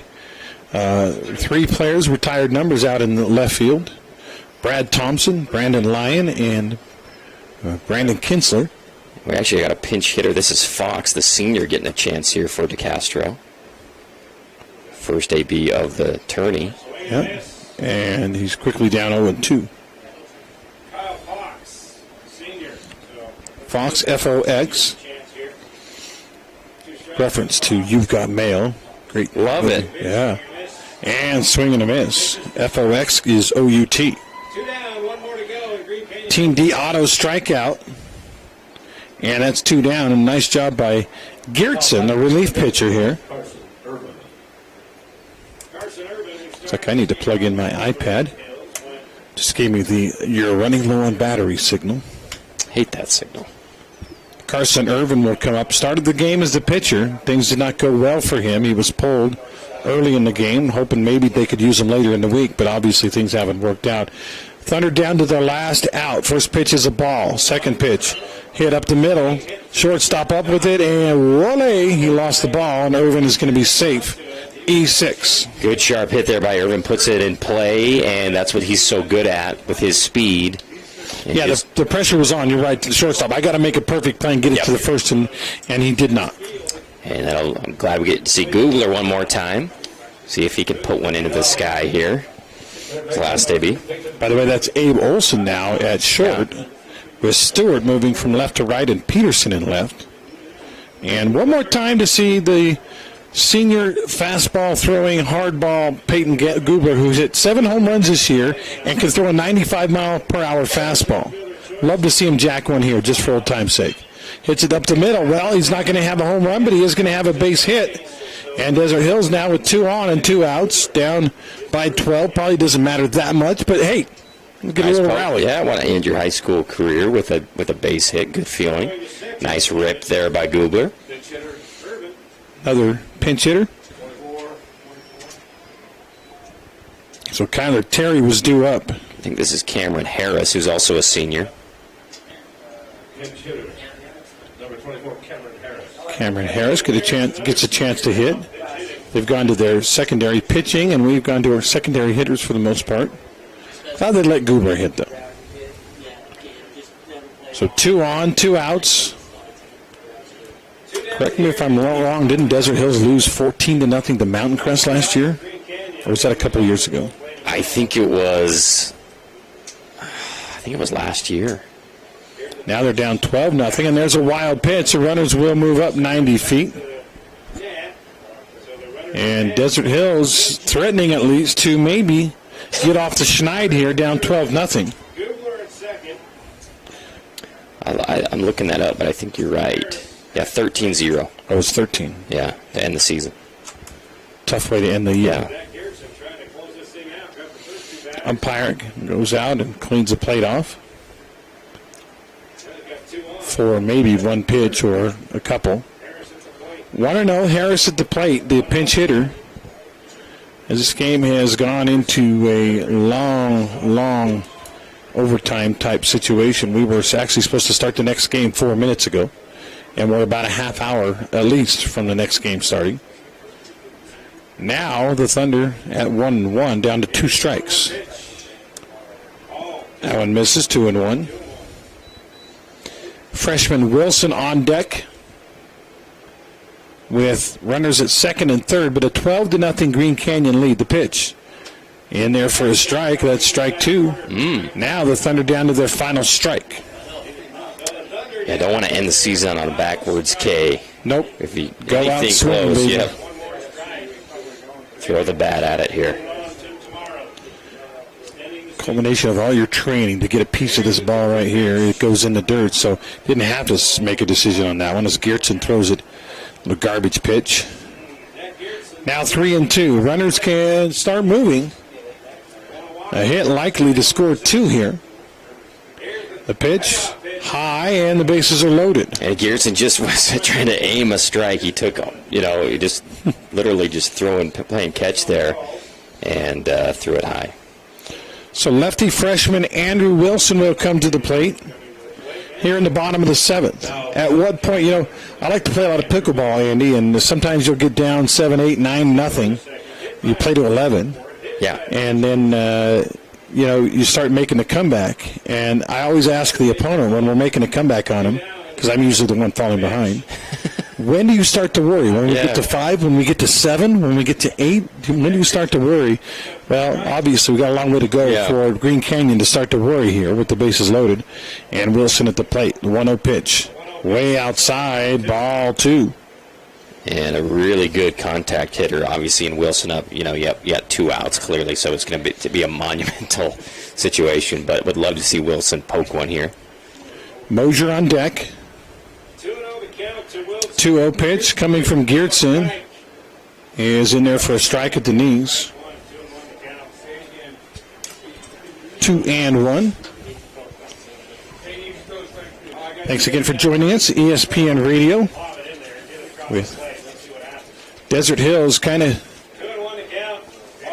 laying an egg here in the elimination game. It's now 3-1 to Wilson with Mosier on deck. If you had to catch a plane, you may not get it if he walks him here. They might hold it for you at SGU, though. Here's the 3-1. Hits it up the middle. That's going to be a base hit. 1 run will score. They'll send him around, and the throw is going to be cut off, and it is now 12-2. A 2-run single for Andrew Wilson. Way to go. Showing some spirit here in the bottom of the 7th. Nice rip by Wilson. I think, even though still the odds of you winning this game are very slim, I think Desert Hills fans have to be pretty tickled the fact that, like you said, they're showing a little fight, showing a little heart here late. Intestinal fortitude. Our game again brought to you in part by Scott Gibson team at Intercap Lending and Nets on Fire. And the batter now, Mosier. And Mosier's a free swinger. He misses the first one, and it's 0-1. Got a text from our buddy Darren Cole. He says, I never worry when you were coming back in basketball. Yeah. I will say this about Darren. Not the best offensive player in the world, but that guy could defend. He's up. Yeah, I can imagine that. That guy could defend. He's got grit. I had to use all my bags of tricks just to score a few times on him. That one hit hard by Mosier down the line. No way for the right fielder to get it. It'll be beyond him and all the way to the fence. 1 run will come in. They'll send the man around third, and 2 runs will score. It's now 12-4 on the double by Taylor Mosier. Beautiful. Nice rip. Just stayed inside the foul line. He has been awesome in the tournament and keeps the hope alive as freshman Fillmore comes up to plate. Like Dumb and Dumber, right? Well, not in a million. It's not 1 in a million chance, and I would go out with you. So you're saying there's a chance? Absolutely. It's now 12-4 with 2 outs. Again, it was 12-0 with 2 outs just a moment ago. Mosier at second. Jace Fillmore to the plate. And the pitch, grounded foul. And actually, the Thunder were down to their last strike moments ago. Yep. Keep it going.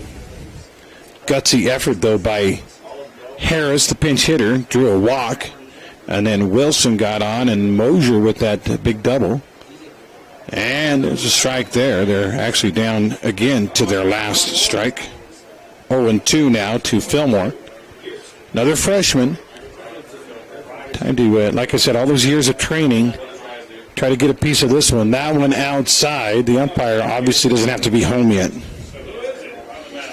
Maybe his wife texted and said dinner's not ready. Make it last a little longer. 1-2. The pitch.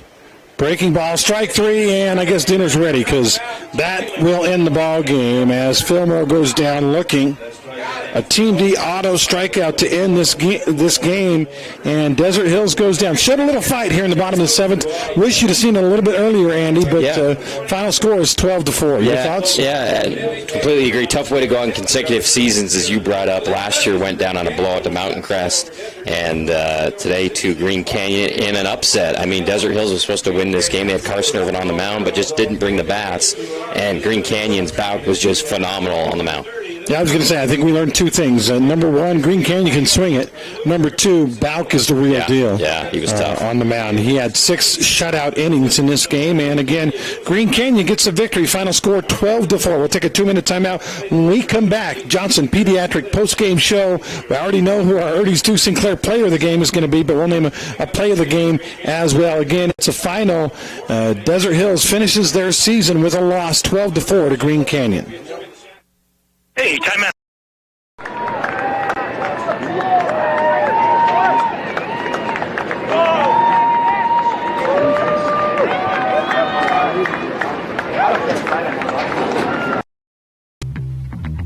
Hey Southern Utah, Tyler here, Boulevard Home. We wanted to take this time to thank you for voting us the best furniture and appliance store in Southern Utah again this year. We couldn't do it without you. We appreciate all the support from you as well as the community for the 47 years we've been in business. So thank you from the bottom of our hearts here at Boulevard Home. We love you and we love Southern Utah.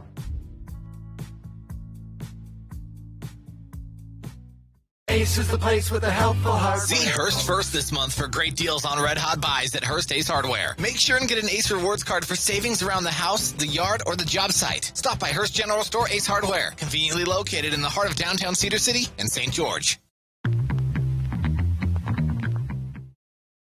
Motorhomes. Why in the world would you go anywhere else?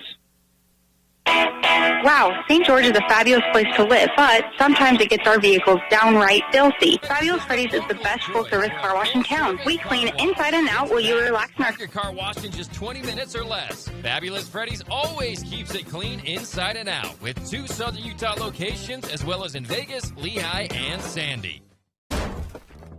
You've been eating the delicious sandwiches from Jimmy's John's? They got summer wraps. They're new. This one's chicken Caesar. Got croutons too, boss. Freaking Jimmy's John's! New summer wraps. Get them before they're gone. Sky Mountain Golf Course is in great shape this spring. Sharpen your game with the Springtime Radio Golf Special. 18 holes, cart, range balls, and lunch, all for just $69. As always, don't forget to bring your camera. That's only at Sky Mountain Golf Course. 435-635-7888. DesignCenter.com. Good luck to all the Region 9 athletes. This game is in the books. Let's set it down live for the Johnson Pediatrics postgame show. Hey, welcome back. Andy Griffin and Andy Thompson here. Our postgame brought to you by Johnson Pediatric Dentistry. Dr. Cody Johnson and his staff, they make your kids feel right at home. See why so many are choosing Johnson Pediatrics. Call 628-0511 and ask for that new patient special. We're going to hand out some awards. We're going to talk about Morgan Pest Control and what they're doing for our high school friends. But right now, I just kind of want to ask Andy Thompson, you and I were a little bit stunned. 12-4. It was 12-0. I thought Green Canyon had a chance to win. I just didn't think they had a chance to blow Desert Hills out. I really didn't. Yeah, it kind of started it with the feeling that it was going to be a pitcher's duel, 2 really good pitchers on the mound. Yeah, 1-0 after 3, I think. Yeah. And I was kind of hoping for that type of game, but then Bauk was just too tough. Desert Hills couldn't get for so long. They had 3 hits for most of this game until the end. But, Green Canyon surprised a lot of people, I think, including myself. And Desert Hills, tough way to go out again with a really talented group. They'll have another talented group next year, but kind of a blowout game, similar to last year. So unfortunate for Thunder and the Thunder and Thunder fans, but just the way it goes sometimes. Do you put any stock in the whole crowd in the plate? They had a bunch of hit batsmen in this game. In fact, let's see, hit by pitch looks like total of, well, I've lost a bunch of them. Yeah. Six hit by pitch. Yeah. So Desert Hills pitchers hit 6 batters. Yeah, I think I think you got to adjust. I don't think you can blame the team for crowding the plate. You can't plunk 6 guys in a playoff game regardless. They're in the batter's box. That's strategy. They're hanging out over the plate. And, yeah, putting 6 guys on that way is just devastating to your chances in a game like that. Carson Irvin didn't walk anybody, but he hit 5 of those guys, and that's just like a walk. He also gave up 5 hits and 3 earned runs, 4 total runs in his 3 1/3. Musgrave came in, same kind of deal. Really wasn't hit very hard, but he kept giving up batters, and there was a couple of errors in there. Turner came in, gave up a couple of runs, and actually Krug Christensen's the only one that really kind of slowed things down as far as the scoring, but at that point the proverbial cow was out of the barn. Yes, it was. Yeah, well too late by that time. I think it's easy to name our Ernie's 2 Sinclair player of the game. Nick Bauk on the mound for Green Canyon was phenomenal. 6 innings pitched, allowed 4 hits, walked 2, struck out 5, and the big numbers, 0 runs, 0 earned runs in this contest. Bauk came in with a glossy record,